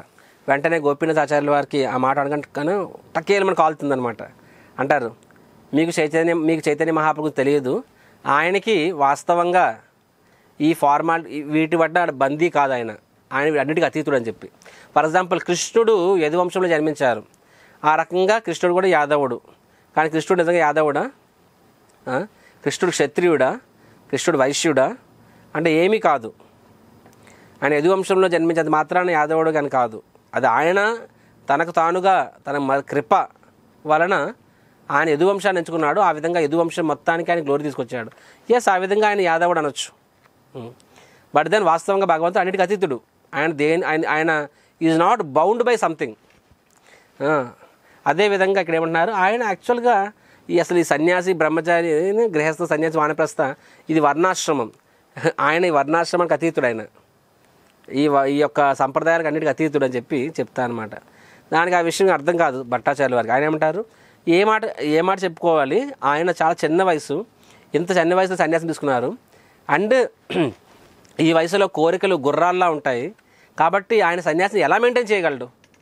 పోనీ ఆయన శాస్త్రం చదవాలి, వేదాంతం చదవాలి. వేదాంతం చదివితే అప్పుడు మేబీ ఆ వేదాంతం చదివిన శక్తితో ఆయన సన్యాసాన్ని మెయింటైన్ చేయగలడేమో. నేను నేర్పిస్తాను ఆయనకి వేదాంతం అని చెప్పి అంటారన్నమాట. అండ్ అవసరమైతే నేను ఆయనకి మళ్ళీ తిరిగి సరస్వతి సంప్రదాయంలో ఆయన ఆహ్వానిస్తాను. ఆయనకి మళ్ళీ సింపుల్ చెప్పండి, మళ్ళీ దీక్ష ఇస్తాను, సన్యాసి దీక్ష రెండోసారి ఇస్తాను. మళ్ళీ కొత్త వస్త్రాలు ఇచ్చి ఆయన సరస్వతి వంశంలోకి నేను ఆయన్ని తీసుకొస్తాను అంటారనమాట. సో అంటే భట్టాచార్యుల వారికి మహాప్రభువు తెలియదు కాబట్టి ఆయన మీద అంటే తనకు తాను ఆయన మీద ఏదో జాలి చూపిస్తుందని అనుకుంటారనమాట. వెంటనే గోపీనాథ్ ఆచార్య అంటారనమాట, యాక్చువల్గా నీకు చెప్పిన అర్థం కాదు, నీకు ఆయన గొప్పతనం తెలియదు. యాక్చువల్గా ఆయన స్వయాన ఎవరు? దేవాది దేవుడు, స్వయంగా శ్రీకృష్ణ భగవానుడు. అండ్ భగవంతుడి యొక్క ఆయన యొక్క పద చిహ్నాలు చూసుకున్నా సరే, ఏం చూసుకున్నా సరే భగవంతుడికి సంబంధించిన అన్ని చిహ్నాలు ఆయన శరీరం కూడా ఉన్నాయని చెప్తారనమాట. వెంటనే భట్టాచార్యుల వారి శిష్యులు అక్కడ ఉంటారు, వాళ్ళు చెప్తారు, మేము ఇలాంటివన్నీ నమ్మము, we don't accept all these things, right. మేము శాస్త్రంలో చెప్పినవే నమ్ముతాము, మరియు మేము మా తర్కవాదులు కదా వాళ్ళు, మా లాజిక్ ప్రకారంగా నమ్ముతామంటారనమాట. అంటే ఒక రకంగా చెప్తే వాళ్ళు చెప్పిన తప్పేం కాదు. ఎందుకంటే నేటి సమాజంలో చూసినట్లయితే ఎవరికి పడితే వాళ్ళు భగవాన్ అని పేరు పెట్టుకుంటారు. భగవాన్ కల్కి, భగవాన్ ఏ, భగవాన్ ఓ, భగవాన్ ఏ బాబా, ఓ బాబా అని చెప్పి. సో ఎవరు పడితే వాళ్ళు, ఒకప్పుడు ఇండియా అంటే, ఒకప్పుడు కాదులే ఇప్పుడు ఇండియా అంటే India is a production house of software engineers. ప్రపంచం మొత్తం సాఫ్ట్వేర్ ఇంజనీర్లు అందరికీ కూడా ఎక్కడి నుంచి ప్రొడక్షన్ అవుతారంటే భారతదేశం నుంచి. కానీ అదర్వైజ్ అంటే సాఫ్ట్వేర్ ఇంజనీర్ భూమి గత 20 ఏళ్ళ నుంచి బాగా ఊపందుకుంది. 20 ఏళ్ళకి ముందు భారతదేశం is a production house of gods. గత 20 ఏళ్ళ నుంచి భారతదేశం అంటే సాఫ్ట్వేర్ ఇంజనీర్లకి పుట్టినిల్లు. అంతకుముందు భారతదేశం అంటే దేవుళ్ళకి పుట్టినిల్లు అన్నమాట. అంటే రోజుకు దేవుడు, ఎవరికి పడితే వాడు నేను అవతారం అని చెప్పుకుంటారనమాట. సో న్యాచురల్గా మనం వాళ్ళని యాక్సెప్ట్ చేయకూడదు. సో ఆ రకంగా ఆలోచిస్తే భట్టాచార్యుల వారి యొక్క శిష్యులు కూడా ఏమంటారు, మేము ఎందుకు యాక్సెప్ట్ చేయాలి మహాప్రభు భగవంతుడు అని చెప్పి అన్నారు. ఒక రకంగా సమంజసమే, వీ డోంట్ యాక్సెప్ట్ అని చెప్పి అంటారనమాట. సో దానికి ఏదైనా సాక్ష్యం చూపించండి అంటారనమాట. దానికి గోపీనాథ్ ఆచార్య అంటారు, ఏమంటారంటే చూడండి, ఎస్ ఐ అగ్రీ, శాస్త్రము మరియు పూర్వపాచారులు ఏదైతే చెప్పారో అది సాక్ష్యం, దాని ఆధారంగా మనం తెలుసుకోవచ్చు అని చెప్తారనమాట. తర్వాత ఫర్దర్గా ఏం చెప్తారు, ఇంకో వెరీ ఇంపార్టెంట్ అని చెప్తారనమాట. అఫ్కోర్స్ వాళ్ళు ఏమంటారు, మాకు ఆయన భగవంతుడని తెలియట్లేదు అంటారనమాట. దాని గోపీనాథ్ ఆచార్య ఏమంటారు చూడండి, this very important Shloka, I will reside this. అనుమాన ప్రమాణ నహే ఈశ్వర తత్వజ్ఞానే కృపావనే ఈశ్వరేరా కేహ నహి జానే. ఏమంటారంటే భగవంతుని ఎలా తెలుసుకోగలరు, కేవలం భగవంతుని యొక్క కృప ద్వారానే భగవంతుని తెలుసుకోగలరు, అంతేగాని అనుమాన ప్రమాణంతో తెలుసుకోలేరని చెప్పి. వీళ్ళు జ్ఞానులు కదా, జ్ఞానులు అంటారు నైతి నైతి నైతి, ఇది కాదు అది కాదు ఇది కాదు అది కాదు. కొంతమంది ఫిలాసఫర్స్ చూడండి, వందల కొద్ది వేల కొద్ది పుస్తకాలు చదువుతూ ఉంటారు, కానీ వాళ్ళు అడగండి భగవంతుడు ఎవరు అంటే చెప్పలేరు సమాధానం. భగవంతుడు ఎవరు అంటే దే జస్ట్ కెనాట్. మార్కెట్లో చాలా పుస్తకాలు ఉంటాయి, ఈ మహర్షి లేకపోతే some other, I don't want name people, వాళ్ళు ఎన్నో పుస్తకాలు చాలా చదువుతూ ఉంటారు అనమాట. నాకు ఒక ఫేవరెట్ హీరో ఉండేవాడు అనమాట. ఆయన సో కాల్డ్ స్పిరిచువలిస్ట్, వందల కొద్ది పుస్తకాలు చదువుతూ ఉండేవాడు అనమాట ఆయన. సో బయట ఫిల్మ్ ఇండస్ట్రీలో ఆయన అందరినీ అరే ఈయన స్పిరిచువలిస్ట్ హైలీ స్పిరిచువల్ అంటూ ఉంటారు. కానీ ఆయన అడగండి భగవంతుడు అంటే ఎవరు అంటే ఆయన సమాధానం చెప్పలేడు ఆయన. ఈ కెనాట్, ఎందుకంటే ఆయన బాగా ఫాలో అయ్యాను అనమాట. ప్రతి ఇంటర్వ్యూ ఆయన చదివేవాడు నాకు అప్పుడు. So I try to understand, but I understand one point అని చెప్తారనమాట. ఆయన థరోలీ కన్ఫ్యూజ్డ్, మొత్తం అని వదిలేస్తాడు ఆయన. ఒకరోజు వెజిటేరియన్ అంటాడు, మళ్ళీ ఇంకో రోజు ఏమో నాన్ వెజిటేరియన్ ఇష్టం అంటాడు, మళ్ళీ మూడో రోజు నేను హిమాలయానికి వెళ్ళిపోతా అంటాడు, మళ్ళీ నాలుగో రోజు ఏమో మళ్ళీ సినిమాలు అంటాడు. So thoroughly confused fellows. ఒక నిర్దిష్టమైన కంక్లూజన్ ఉండదు, ఎందుకంటే శాస్త్ర ప్రమాణం కాదు కాబట్టి, అనుమాన ప్రమాణం అని చెప్పి. సో అప్పుడు ఇక్కడ గోపీనాథ్ ఆచార్య ఏమంటున్నారు, భగవంతుడి కృప ద్వారా మాత్రమే భగవంతుడు తెలుసుకోగలము, అంతేగాని కేవలం తర్కం ద్వారా మరియు లాజిక్ ద్వారా మరియు అనాలిసిస్ ద్వారా భగవంతుని తెలుసుకోలేము అని చెప్పి. బ్రహ్మదేవుడు తెలుసుకోవాలనుకున్నాడు తన సొంత బుర్ర ఉపయోగించి, బ్రహ్మదేవుడికి సాధ్యం కాలేంది సగటు బద్ధజీవికి సాధ్యమవుతుందా? సో బ్రహ్మదేవుడు ఎప్పుడైతే భగవంతుడిని నమస్కరించాడో అప్పుడు భగవంతుడు తన యొక్క మిగతా చూపించాడనమాట, వాస్తవం తన యాక్చువల్ పిక్చర్ను. అదర్వైజ్ బ్రహ్మదేవుడు గర్వంతో ఓకే నా ఇంటెలిజెన్స్ తెలుసుకుంటాను అనుకున్నంత కాలం ఏమైంది, ఆయన ఏమాత్రం కూడా తెలుసుకోలేకపోయాడు. So this is very important point. Just by your own logic. కొంతమంది అంటారు నేను గురువుని యాక్సెప్ట్ చేయను, శాస్త్రాన్ని యాక్సెప్ట్ చేయను, నాకు నేను తెలుసుకుంటాను. నువ్వు ఎన్నెన్నో జన్మలు ఎత్తాలి, అయినా సరే గ్యారంటీ లేదు తెలుసుకోగలమని చెప్పి. అప్పటికైనా సరే భక్తులు ఎవరో నీ గురించి ప్రార్థించి, లేకపోతే కదా అజ్ఞాత సుకృతి ఇచ్చి ఎక్కడో ప్రసాదం తీసుకోవడమో, తెలియకుండా భగవంతుని సేవ చేయడమో ఏదో ఒకటి చేస్తుంటే అప్పుడు నీ హృదయంలో ఆ యొక్క బీజం అనేది స్టార్ట్ అవుతుంది. Otherwise just by logic, just by endeavours, mental concoction you cannot know God, right? ఈశ్వరేర కృపాలేశ హయేతాయ హారే సేయిత ఈశ్వరే తత్వ జానీ బారే పారే. ఈశ్వరేర కృపాలేశ, వెరీ వండర్ఫుల్. ఈశ్వరేర కృపాలేశ, లేశ అంటే ఇసుమంత. ఇసుమంత అయినా సరే మనకి భగవంతుడి యొక్క కృప ఉంటేనే మనం భగవంతుడి గురించి తెలుసుకోగలం. హయ్యయ్య దహారే, అది లేకపోతే మనకి అసలు తెలియదు అనమాట. సో ఈ one receives even tiny bit of Lord's mercy by dint of devotional service, అప్పుడు మాత్రమే you can understand the nature of supreme Lord. ఎంతో కొంత మర్సీ కావాలి. ఆ మర్సీ మనకి ఎవరిస్తారు అంటే భగవంతుడు ఇస్తాడు, భగవంతుడు ఇవ్వడు. ఎవరిస్తారు ఆ మర్సీ నీకు? భక్తులు మాత్రమే ఇస్తారు. See Krishna will never ever give you his mercy by himself, ఎవరైనా. ఎందుకంటే ఆయన ఇవ్వడం మొదలెడితే నాస్తికుడు అనేవాడు ఉండడు కదా. ఇంకా భగవంతుడు అనేవాడు నిష్పక్షపాతి, ఒకరికి ఇచ్చి ఒకరికి ఇవ్వకుండా ఎలా ఉంటాడు చెప్పండి, అవునా కాదా? ఒకరికి ఇచ్చి ఒకరికి ఇవ్వకుండా అలా ఉండదు. ఆయన ఎవరికి బలవంత పెట్టాడు. సో ఆ భగవంతుని మర్సీ భక్తుల ద్వారా మనకు వస్తుంది అనమాట. మన రథయాత్ర చేస్తాం, ప్రశాంతం పంచుతాం, కీర్తన చేస్తున్నాము, క్లాస్ పెడుతున్నాము, పుస్తకాలు వితరణ చేస్తున్నాము. కానీ ఆడ పుస్తకం కొనకపోయినా కనీసం పుస్తకం ముట్టుకుంటాడు కదా. ఆ విధంగా అయినా ఆయనకి ఇసుమంత భగవంతుని కృప వచ్చింది కదా, ఆ రకంగా. సో భక్తుల ద్వారానే వస్తుంది, కానీ భగవంతుని ద్వారా డైరెక్ట్గా భగవంతుడి నుంచి బద్ధజీవి డైరెక్ట్గా రాదు, బిగిన్ అవ్వదు. అలాగా ఒకసారి ఆ కృప వచ్చిన తర్వాత, ఓపెన్ అయిన తర్వాత ఫర్దర్గా ఏమవుతుంది? ఎస్, ఆయన ఏయత మా ప్రపద్యంతే, ఆయన ఎంత భగవంతుడే ముందుకు వస్తాడో అంత భగవంతుడు ఇస్తాడు. కానీ ఆ బిగినింగ్ పాయింట్ ఎలా ఉంది అంటే, ఆ beginning point is not by Krishna, it is by devotees only. And it makes complete sense. భగవంతుడు ఆ బిగినింగ్ పాయింట్ భగవంతుడు ట్రిగ్గర్ చేస్తే, ఒకరు ట్రిగ్గర్ చేసి ఒక ట్రిగ్గర్ చేయకుండా ఉండదు. అప్పుడు అలా అనుకుంటే రాక్షసులు అనేవాళ్ళే ఉండరు, నాస్తికులు అనేవాళ్ళే ఉండరు అసలు. Okay, so this very important shloka. ఈశ్వరేర కృపాలేశ హైతహారే. కనీసం ఇసుమంత అయినా సరే భగవంతు కృప లేకపోతే వాళ్ళకి అర్థం కాదు అని చెప్తాను అనమాట. సో ఇక్కడ సో ఫర్దర్గా ఆచార్యులు గోపీనాథ్ ఆచార్య ఏమంటారు, చూడు భట్టాచార్య, నువ్వు చాలా గొప్ప స్కాలర్ అయి ఉండొచ్చు, కానీ కానీ కానీ నీకు భగవంతుని యొక్క కృప లేదు, కాబట్టి నీకు ఈ విషయము అర్థం కావట్లేదు, కేవలం శాస్త్రం ద్వారా నువ్వు తెలుసుకోవాలని చెప్పి. ఒకసారి చూడ ప్రభుపాదుల వారు కూడా నా దగ్గరకి కొంతమంది స్కాలర్లు వస్తారనమాట. వాళ్ళు ఏదో వాదిస్తూ ఉంటారు, ప్రభుపాద్ మీ యొక్క ఫారినర్స్ వాళ్ళకి ఏం శ్లోకాలు వచ్చు, వాళ్ళకి ఏం శాస్త్రం వచ్చు, వాళ్ళు ప్రచారం చేస్తారు, ఎవరు పడితే వాళ్ళు ప్రచారం చేసేస్తున్నారు, ఆ మంత్రాలు చెప్పించేస్తున్నారు, అలా కాదు కదా అంటారనమాట.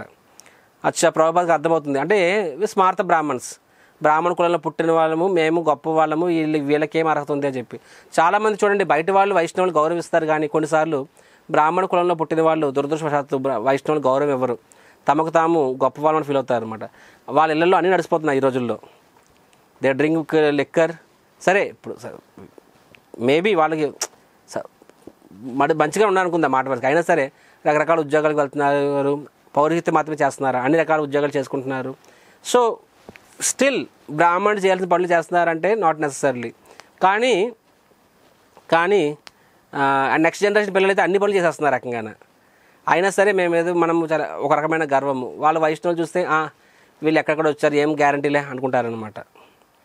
So they do not sometimes appreciate. ఎందుకంటే ఎస్, ఒక వైష్ణవుడు కృప దక్కనంత వరకు. కానీ ఎప్పుడైతే అది Prabhupad many times Prabhupad faced this. Prabhupad వాళ్ళ శిష్యుల్ని చాలా చులకనగా చూసారు. వాళ్ళు వీళ్ళు ఫారినర్స్ వచ్చారు, వీళ్ళు గర్భధారణ సంస్కారం అయిందా, వీళ్ళు ఇంతకుముందు మాంసం తినలేదా అని చెప్పి. సో కానీ భక్తి, సో అంటే దాని అర్థం ఏంటి, నీకు భక్తి యొక్క విలువ తెలియదని అర్థం నీకు. ఇక్కడ భక్తి విలువ నీకు తెలిస్తే భాగవతంలో ఏముంది, 3వ స్కందం 25వ అధ్యాయంలో ఏముంది, వాట్ ఇస్ ద శ్లోక, అత స్వపాకేచ సంథింగ్ ఏదో శ్లోకం వస్తుందన్నమాట. అంటే ఈవెన్ సంబడి డాగ్ ఈటర్, అంటే కుక్క మాంసం తినే వ్యక్తి అయినా సరే భక్తిలోకి వచ్చిన తర్వాత సరిగ్గా ఆయన భక్తి మార్గాన్ని పాటించినప్పుడు ఆయన మహాభాగవత వైష్ణవుడు అవ్వగలను అని చెప్పడం జరిగింది. అంటే దాని అర్థం ఏంటి, భక్తి అనేది ఎంత గొప్పది అంటే దాని ముందు ఈ చిన్న చితకవన్నీ కొట్టుకుపోతాయని చెప్పి అర్థం. కొట్టుకుపోతాయి అన్నమాట ఆ భక్తి ప్రవాహంలో. దాని యొక్క ఆ భక్తి పరిశుద్ధం ఎంత పరిశుద్ధమైందంటే అగ్ని అనేది దాని దేనైనా కాల్చేస్తుంది, ఎలాంటి దాన్నైనా సరే. సో అంతేగాని గతంలో వీళ్ళు ఏం చేశారో ఎవరికి తెలుసు, even that is the case. కానీ ఇప్పుడు వాళ్ళు ఎలా బతుకుతున్నారు, భారతీయులే భయపడిపోయేంతటి హై స్టాండర్డ్స్ పాటిస్తున్నారు వాళ్ళు. కనీసం టీ కాఫీలు కూడా ముట్టుకోరు, ఉల్లి వెల్లుల్లి కూడా ముట్టుకోరు, భగవంతుడు నైవేద్యం పెట్టకుండా అటువైపు చూడని కూడా చూడరు. అంత హై స్టాండర్డ్స్ వాళ్ళు ఫాలో అవుతున్నారు ఇప్పుడు. సో ఈరోజు ఎవరు అలా అంటే ఎనీహౌ. సో న్యాచురల్లీ వాళ్ళు ఎంత నిష్ఠగా ఉంటున్నారు, భారతదేశం నుంచి ఎంత ప్రచారం చేస్తున్నారు వాళ్ళు. సో అంత శుద్ధంగా భక్తి చేసినప్పుడు ఆ భక్తి అనేది వాళ్ళ గత పాపపు వాసనల్ని దూరం చేయలేదా? ఇంకా వాళ్ళ గతం గురించి ఆలోచించి నువ్వు వాళ్ళని కొంచెం నీ మనసులో చిన్న చూపు ఉంది అంటే దాని అర్థము నీకు భక్తి యొక్క విలువ తెలియనట్లే కదా అర్థం. భక్తి యొక్క పవర్ నీకు తెలియదని అర్థం, అంతేనా కాదా? So naturally so what does that mean అంటే నీకు ఇంకా భగవంతుని యొక్క కృప దొక్కలేదని అర్థం అనమాట. భగవంతుని కృప దక్కలేదు కాబట్టి భగవంతుని నీకు అర్థం కావట్లేదని చెప్పి.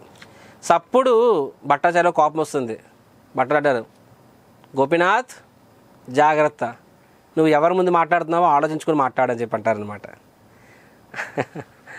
అని హట్ అవుతాను. నువ్వు ఎవరి ముందు మాట్లాడుతున్నావు, రాజగురువు, ఇండియాలోని గ్రేటెస్ట్ స్కాలర్, ప్రధాన అర్చకులు, ఆయన ముందు మాట్లాడుతున్నావు, జాగ్రత్తగా.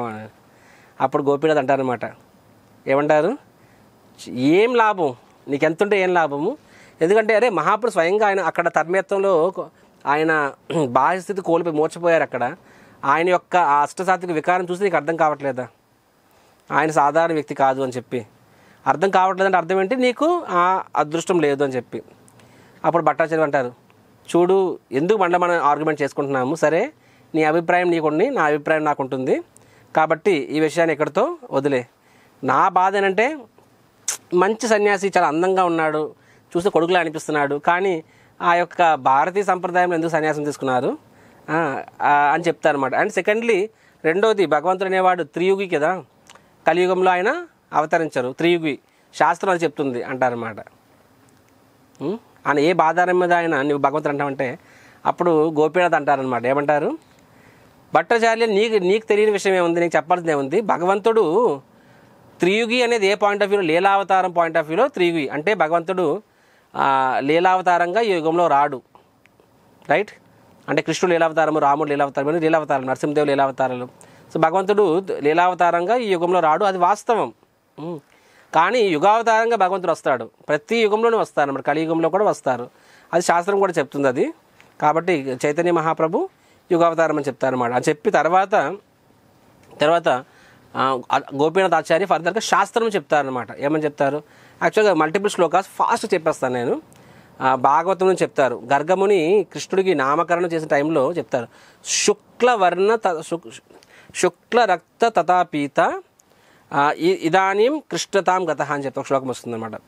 శుక్ల అంటే ఏంటి చెప్పండి, గ్రీన్, రక్త అంటే ఎరుపు, పీత అంటే పసుపు, అండ్ కృష్ణతాం అంటే నలుపు అనమాట.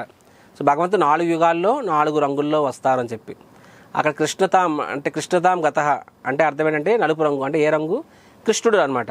అక్కడ పీత అంటే ఎవరు, శ్రీ చైతన్య మహాప్రభు, రైట్? సో శుక్ల అంటే ఎవరు, రాముడిది గ్రీన్ కలర్ కదా. సో తర్వాత నెక్స్ట్ శ్లోకం మనకి చెప్తారు, భాగవతం ఇంకో శ్లోకం చెప్తారనమాట. ఏంటది, కృష్ణవర్ణం త్విషాకృష్ణం సంగోం పంగాస్త్ర పార్షదం యజ్ఞ సంకీర్తన ప్రాయే యజంతి సుమేధస్ అని చెప్పి వెరీ క్లియర్ శ్లోక. కృష్ణవర్ణం అని చెప్పి అంటే ఆయన త్విష ఆకృష్ణం వేరే రంగు అనమాట, సంగ ఉపంగ అస్త్ర పార్షదం. Simple and entire exact translation ఏంటంటే,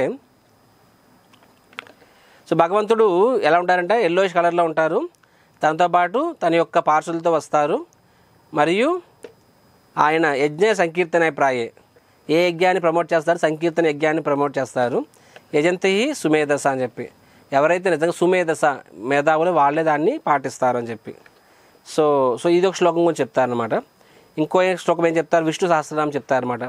సువర్ణవర్ణ హేమాంగో వరాంగస్ చండనాంగది సన్యాస కృచ్చమ శాంతో నిష్ఠా శాంతి పరాయణ.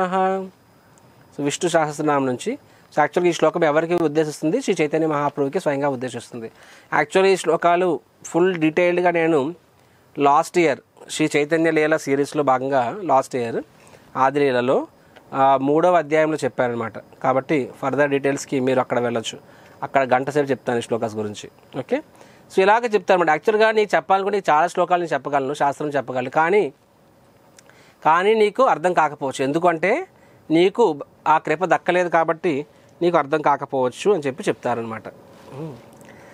సో తర్వాత భగవంతుడు ఏమంటారు, సార్వ భట్టాచార్య ఏమంటారు, దట్స్ ఫైన్, మనం ఈ డిస్కషన్ ఎక్కడితో ఆపేద్దాము, మీరు వెళ్ళి శ్రీ చైతన్య మహాప్రభుని వారిని భోజనానికి తీసుకురండి అని చెప్తారనమాట. సో ఆ విధంగా, ఎందుకంటే యాక్చువల్గా గోపీనాథ్ మరియు భట్టాచార్యులు వీళ్ళు ఎవరు బావమర్దులు కాబట్టి వాళ్ళు కొంత గిల్లి కజ్జాలు నడుస్తూ ఉంటాయి కామన్గానే. సో గోపీనాథ్ ఆచార్య వెళ్ళి తీసుకొస్తారు, మహాప్రభుని తీసుకొస్తారు. సో అక్కడ ముకుందదాత ఆల్రెడీ ఉంటున్నాయి, ఈ కన్వర్జన్ అంతా వింటున్నారు కాబట్టి ఆయనకి గోపీనాథ్ మీద నమ్మకం పెరిగింది. ఆహా, ఈయనకి ఎంత నమ్మకం మహాప్రభు అని చెప్పి.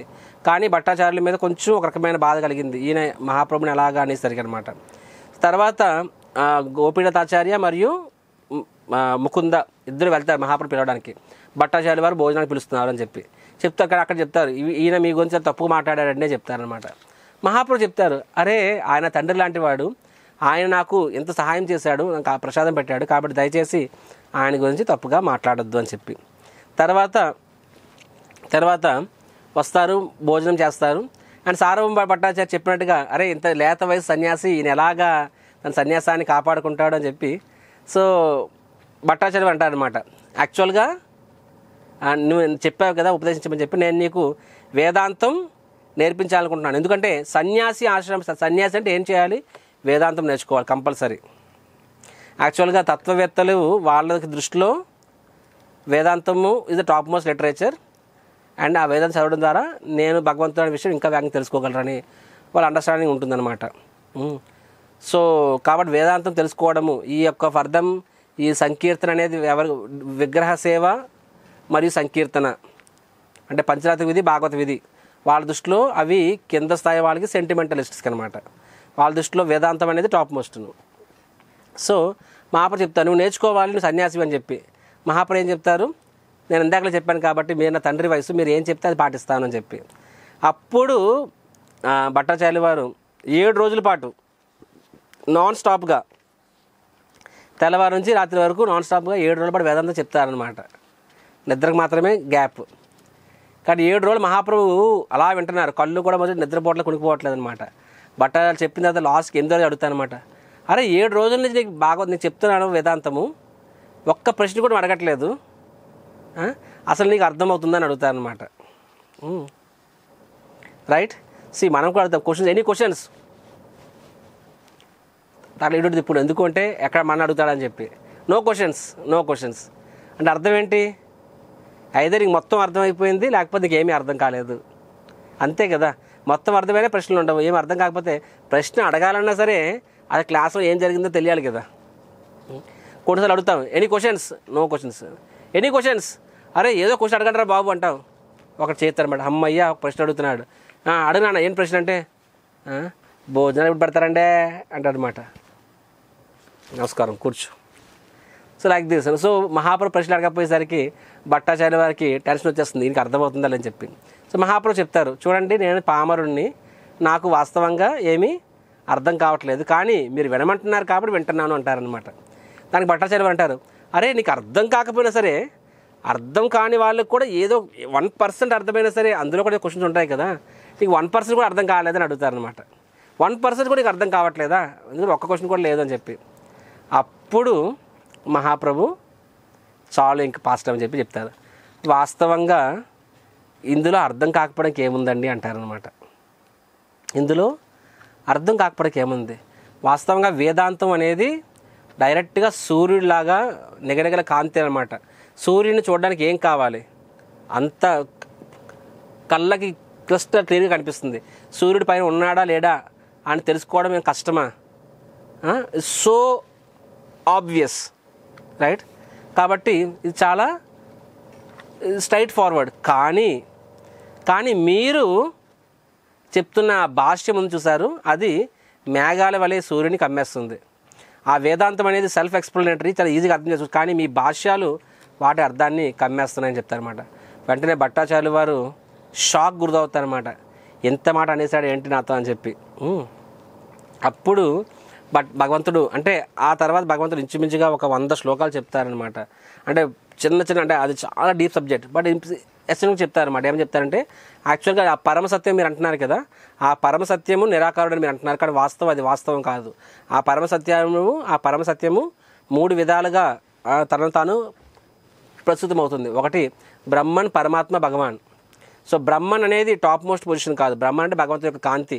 అంతకన్నా పై స్థాయి సాక్షాత్కారము పరమాత్మ సాక్షాత్కారం, అంతకన్నా పై స్థాయి సాక్షాత్కారం భగవాన్ సాక్షాత్కారం. అండ్ జీవ అనేవాడు ఎప్పటికీ భగవంతుడు కాలేడు, రాదర్ భగవంతుడి యొక్క దాసుడు జీవుడు అనేవాడు. అండ్ బద్ధజీవులు ఉన్న బద్ధావస్థలో ఉన్న భగవంతుడు మర్చిపోవడం వల్ల, భౌతిక ప్రపంచం రావడం వల్ల అన్ని సమస్యలు. సో ముక్తి అంటే చివరికి ఏంటది, నీకు నిజమైన స్థితిని చేరుకోవడము. ఆ నిజమైన స్థితి అంటే భగవంతుడు అయిపోవడం కాదు, భగవంతుడి యొక్క దాసుడు అవ్వడము. ఇలాగా చాలా చెప్తారనమాట. ఆ తర్వాత అప్పుడు శంకరాచార్యుల వారి గురించి టాపిక్ రైజ్ వస్తుందన్నమాట. అప్పుడు మహాప్రభు చెప్తారు, చూడండి శంకరాచార్యుల వారి యొక్కని అంటే మీరు శంకరాచార్యుల వారిని తప్పుపడాల్సిన అవసరం లేదు. ఎందుకంటే శంకరాచార్యుల వారి సిద్ధాంతము అది తత్వవేద సిద్ధాంతం, తత్వవాది సిద్ధాంతం అనమాట. మనమే మాయావాది సిద్ధాంతం అంటాము. వైష్ణవులు ఎప్పుడు కూడా శంకరాచార్యుల వారి సిద్ధాంతాలతో ఏకీభవించరు. అండ్ మనం మొన్న ఇందాక చెప్పినట్టుగా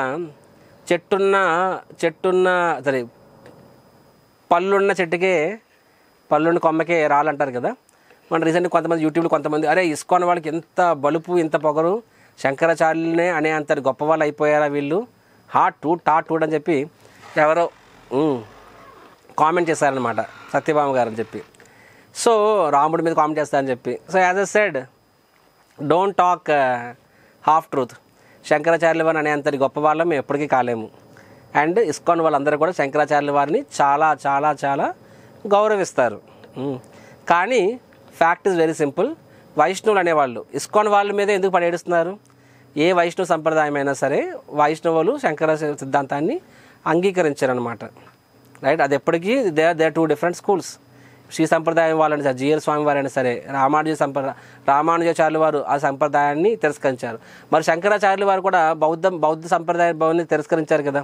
ఫస్ట్ బుద్ధుడు వచ్చి అసలు వేదాలను తిరస్కరించి అహింస పరమో ధర్మ అన్నారు. తర్వాత కానీ మహాప్రభు చెప్తారన్నమాట. యాక్చువల్గా I'll speak on this point, ఇంకా చెప్పాలి, ఇది ధైర్యంగా చెప్పాలి ఈ విషయం. సో బుద్ధుడు ఎందుకంటే ఒకప్పుడు ఎలా ఉండేదంటే ఈ శాస్త్రాలని జనాలు తమ స్వార్థానికి ఉపయోగించుకొని వక్రీకరించి జంతు బలి అనేది విపరీతంగా పెరిగిపోయింది. ఆ తర్వాత భగవంతుడే స్వయంగా బౌద్ధుడు విధంగా వచ్చి సమ్టైమ్స్ ట్రాఫిక్ ఆపేస్తాము, రీసెట్ బటన్ కొడతామన్నమాట. సో భగవంతుడు రీసెట్ బటన్ కొట్టాడనమాట బుద్ధుడిగా వచ్చి. ఏమన్నారు? నో, అహింస పరమో ధర్మ, వేదాలని పక్కన పెట్టండి అని చెప్పి. సో అది బౌద్ధ మతం. తర్వాత మళ్ళీ తిరిగి వేదాలని శాస్త్రాలని తిరిగి పైకి తీసుకొచ్చింది శంకరాచార్యుల వారు. కాబట్టి శంకరాచార్యుల వారు చాలా గొప్ప సేవ చేశారన్నమాట. తిరిగి మన సనాతన ధర్మాన్ని నిలబెట్టింది శంకరాచార్యుల వారు, అది వాస్తవం. అది కానీ సో బౌద్ధ మతం అనేది ఆల్మోస్ట్ 0 అయిపోతే తర్వాత దాని నుంచి శంకరాచార్యుల వారు అద్వైత సిద్ధాంతాన్ని ప్రవేశపెట్టి సనాతన ధర్మాన్ని మళ్ళీ స్థాయికి తీసుకొచ్చి శాస్త్రాలు అనేవి వాస్తవాలు, రుజువు అని చెప్పి చేయించింది శంకరాచార్యుల వారు. But in the same process భగవంతుడు శంకరాచార్యుల వారు పద్మపురాణం కూడా వస్తుంది. ఇక్కడ చైతన్య మహాప్రభు స్వయంగా చెప్తారు. ఏమని చెప్తారు? శంకరాచార్యుల వారు వాస్తవంగా పరమశివుడి యొక్క ఇన్కార్నేషన్ చెప్పి, కానీ ఆయనకి ఆదేశం ఏంటంటే యాక్చువల్గా భక్తులు ముసుగులో ఉన్నవాళ్ళు వారిని విడదీయాలి. కొన్నిసార్లు బురదలో నీళ్ళు ఉన్నప్పుడు దాన్ని పటికేస్తాము, వేస్తే బురద నీళ్ళకి విడిపోతాయి అన్నమాట. అదేవిధంగా భగవంతుడు సేవ చేయాలనుకున్న వాళ్ళు, భగవంతుడు అవ్వాలనుకున్న వాళ్ళు 2 రకాలు. ఇద్దరు సేవ చేస్తున్నారు. ఒకడు దేనికోసం చేస్తున్నాడు? భగవంతుడు అవ్వడానికి సేవ చేస్తున్నాడు. ఇంకోటి భగవంతుడు దాసుడిగా ఉండడానికి సేవ చేస్తున్నాడు అనమాట. So there is load of difference. ఆ విడదీయడం కోసము నువ్వు ఈ యొక్క వేరే సిద్ధాంతాన్ని ప్రవేశపెట్టమని చెప్పి పరమశివుడు స్వయంగా పార్వతీదేవికి చెప్తాడు, పద్మపురాణంలో కూడా ఆ శ్లోకం ఉంటుందన్నమాట. సో ఆ విధంగా శంకరాచార్యులు వారు ఒక స్థాయి పైకి తీసుకొచ్చారు. కానీ అక్కడ భక్తుల రూపంలో ఉన్నవాళ్ళు అలాగా విడగొట్టడం కోసము వేరే సిద్ధాంతాన్ని ఇచ్చారు. ఆ విధంగా రైటు రాంగు విడిపోతుందన్నమాట. తర్వాత రామానుజాచార్యులు వారు, మధ్వాచార్యులు వారు వచ్చి వాళ్ళు సంపూర్ణంగా ఆ అద్వైతవాదాన్ని తిరస్కరించి వైష్ణవత్వాన్ని స్థాపించడం జరుగుతుంది. So this is the process. So కాబట్టి ఇస్కాన్ వాళ్ళే కాదు, ఇస్కాన్ వాళ్ళు బ్రహ్మ సంప్రదాయంలో ఉంటారు. బ్రహ్మ సంప్రదాయం కానీ, మధ్వ సంప్రదాయం కానీ, శ్రీ సంప్రదాయం కానీ, కుమార సంప్రదాయం కానీ, నింబారక సంప్రదాయం కానీ, ఏ వైష్ణవ సంప్రదాయం వాళ్ళు కూడా, రామానంద సంప్రదాయం కానీ, ఏ వైష్ణవ సంప్రదాయాలు కూడా వాస్తవంగా జీవి భగవంతుడు ఒకటే అనే సిద్ధాంతాన్ని యాక్సెప్ట్ చేయారు. అద్వైతవాదం ఏంటి? జీవి భగవంతుడు ఒకటే. మీరు చెప్పండి, నేను భగవంతుడు ఒకటేనా? కాదు కదా. ఇక డీప్ సబ్జెక్ట్ ఇది, ఈ రోజుల్లో ఎవరైతే ఆలోచించరు. బట్ మహాప్రభు చెప్తారు జీవి భగవంతుడు ఒకటి, మరి ఒకటి కాదు. అంటే పరిమాణాత్మకంగా వేరు, గుణాత్మకంగా ఒకటి. Quantity wise different, quality wise same అని చెప్తారనమాట. Anyhow, so Mahaprabhu so now I'm clarifying. కొంతమంది ఇలాగ ఇస్కాన్ భక్తులు విమర్శిస్తారు. మిగతా వాళ్ళు ఎందుకు విమర్శించారంటే వాళ్ళంత ఫేమస్ కాదు, వాళ్ళు ఏం మాట్లాడారు పట్టించుకోండి. కానీ as side ISKCON people are criticizing means because we are becoming more and more famous. ఎందుకంటే మనం ఇంకా జనాల్లోకి వెళ్ళి జనాల భక్తులకి మారుస్తున్నాం. కాబట్టి మనం ప్రధానమంత్రిని తిడితే ఫేమస్ అవుతాం, కానీ ఎవడో రోడ్డు సైడ్ పోయి దాని తిడితే ఫేమస్ అవ్వం కదా, అలాగనమాట. సో వీఆర్ టెల్లింగ్ యూ, బుద్ధుడిని, అరే ఇస్కాన్ వాళ్ళు కూడా బుద్ధుడిని దశావతారాల్లో ఒకరికింత చెప్తారు. So we accept Buddha as incarnation. బుద్ధుడిని అవతారం కింద మనం యాక్సెప్ట్ చేస్తాం, కానీ బుద్ధుని పూజిస్తాం, కానీ బుద్ధుని సిద్ధాంతాన్ని మనం పాటిస్తామా? పాటించాం. వీ రిజెక్ట్ బుద్ధ సిద్ధాంత, బట్ వీ యాక్సెప్ట్ బుద్ధ. ఎందుకంటే బుద్ధుడు ఒక పర్టికులర్ పర్పస్ కోసం వచ్చాడు, భగవంతుని ఒక పర్టికులర్ పర్పస్ కోసం వచ్చాడనమాట. సో ఆ పర్పస్ మనకు తెలుసు. సిమిలర్గా శంకరాచార్యులు వారు, ఆయన్ని మనం పూజిస్తాం, ఆయన్ని మనం గౌరవిస్తాం, కానీ ఆ సిద్ధాంతాన్ని, ఆ అద్వైత సిద్ధాంతాన్ని యాక్సెప్ట్ చేయాలి. జీవి భగవంతుడు ఎప్పుడు ఒకటి కాదు. జీవియే భగవంతుడే. మీరు చెప్పండి, జీవి భగవంతుడు ఒకటి అవ్వగలడా? ఎప్పటికైనా అవ్వగలడా? ఇక్కడ అద్వైత సిద్ధాంతం చెప్తుంది. సో ఎనీహో మహాప్రభు ఏం చెప్తారు? దీస్ ఆర్ ఆల్ డిఫరెంట్ చెప్పి అప్పుడు భట్టాచార్యుల వారికి కాస్త అర్థమవుతుందన్నమాట. అప్పుడు ఆయన చెప్తే మరి ఆత్మారాం శ్లోకం గురించి అడుగుతారనమాట. ఒక శ్లోకం ఉంటుంది, భాగవతంలో వస్తుంది. సో ఆత్మ అంటే మహాప్రభు అంటారు, సరే ఆ శ్లోకం నువ్వే చెప్పు అంటారు. ఐఎమ్ సారీ, మీలో కొంతమంది కన్ఫ్యూజ్ అవుతుంటే దయచేసి please don't mind. I'm telling you, ఒక రకంగా ఈ టాపిక్ వచ్చింది కాబట్టి చెప్తున్నాను తప్ప ఎవరు విమర్శించాలని కాదు. అండ్ మీరు చెప్పినట్టుగా ఎవరిని విమర్శించే అంతటి హక్కు కానీ, అధికారం కానీ, స్థాయి కానీ మాకు లేదు. But then we should understand that వైష్ణవత్వము మరియు తత్వవ్యాధులు ఎక్కడ డిఫర్ అవుతారు? కల్చరల్గా సమానమే, ఒకే కుటుంబం, కానీ ఎక్కడ డిఫర్ అవుతారంటే జీవి అంటే మార్గం కూడా సేమే, మోరల్ సేమ్ మార్గం, ఆ దారి కూడా సేమే, అవే శాస్త్రాలు అన్నీ. కానీ గమ్యం ఏంటయ్యా అంటే ఒకరు భగవంతుడి యొక్క పరంపదంలో వాళ్ళు ఒకరు ఉండాలనుకుంటారు, పరంధామం చేరుకున్నాక భగవంతుడు సేవకుడిగా ఉండాలనుకుంటారు. ఇంకొకరు భగవంతుడిలో ఒకడైపోవాలనుకుంటారు, నేను భగవంతుడు అయిపోవాలనుకుంటారు అనమాట. సో ఆ what is the goal is different, right? So anyhow, so తర్వాత మహాప్రభు ఆత్మారాం అనే శ్లోకం గురించి ఆయన అడిగినప్పుడు మహాప్రభు నువ్వే చెప్పు అంటారు. దాని అర్థం అంటే అప్పుడు భట్టాచార్యులు వారు 9 విధాలుగా చెప్తారనమాట. మహాప్రభు ఆనందపడతారు, చప్పట్లు కొడతారు, చెప్తారు యాక్చువల్గా నువ్వు గత జన్మలో నువ్వు బృహస్పతిని చెప్తారు. వాస్తవంగా భట్టాచార్యులు వారు కృష్ణుడి లీలలో ఆయన బృహస్పతి అనే దేవతల యొక్క గురువు, అంత గొప్ప వ్యక్తి అనమాట. అని మహాప్రభు అప్పుడు 18 రకాలుగా చెప్తారనమాట అదే శ్లోకాన్ని. అంటే భట్టాచార్యులు 9 విధాలుగా ఒకే శ్లోకాన్ని చెప్తే ఆ 9 కాకుండా 18 వేరే విధాలుగా చెప్తారు. దానికి ఇంకా భట్టాచార్యులు వారు తల తిరిగిపోద్ది. వెంటనే భట్టాచార్యులు వారు మహాప్రభుకి ప్రణామం చేసేస్తారు. నేను ఇప్పుడు సంపూర్ణంగా కన్విన్స్డ్, మీరు సాక్షాత్గా ఇందాక చెప్పినట్టుగా సాక్షాత్ భగవంతుడి కృష్ణుడే అని చెప్పి. వెంటనే మహాప్రభు నవ్వుతారనమాట, లేచి నిలబడి అంటారనమాట. భట్టాచార్య వారు లేచి నిలబడితే కలంతో ఎవరు ఉంటారు? స్వయానంగా 4 భుజాల శ్రీ మహావిష్ణువు ఉంటారనమాట. భట్టాచార్య వారు కళ్ళు చెదిరిపోతాయను. తర్వాత 4 భుజాలుగా విష్ణువు కాస్త 2 భుజాల కృష్ణుడి కింద, పిల్లని గ్రోవిత కృష్ణుడి కింద తయారవుతాయి అనమాట. వెంటనే భట్టాచార్య వారికి అర్థమైపోతుంది, అరే ఎంతసేపు నేను మాట్లాడుతుంది స్వయంగా భగవంతుడిని అని చెప్పి. సో ఇంకా ఈ becomes completely is like sold of అనమాట. ఇంకా వెంటనే అక్కడికక్కడ 100 శ్లోకాలతో మహాప్రభు మీద ఒక ఇది రాస్తారు అన్నమాట, పద్యం రాస్తారు. అంతెందుకు రోజు మనం సచీ సూతాష్టకం మనం చదువుతున్నాం కదా ఇప్పుడు గౌరవపూర్ణ సందర్భంలో. ఆ సచీ సూతాష్టకాన్ని ఎవరు రచించారంటే సార్వభౌమ భట్టాచార్య రచించారు.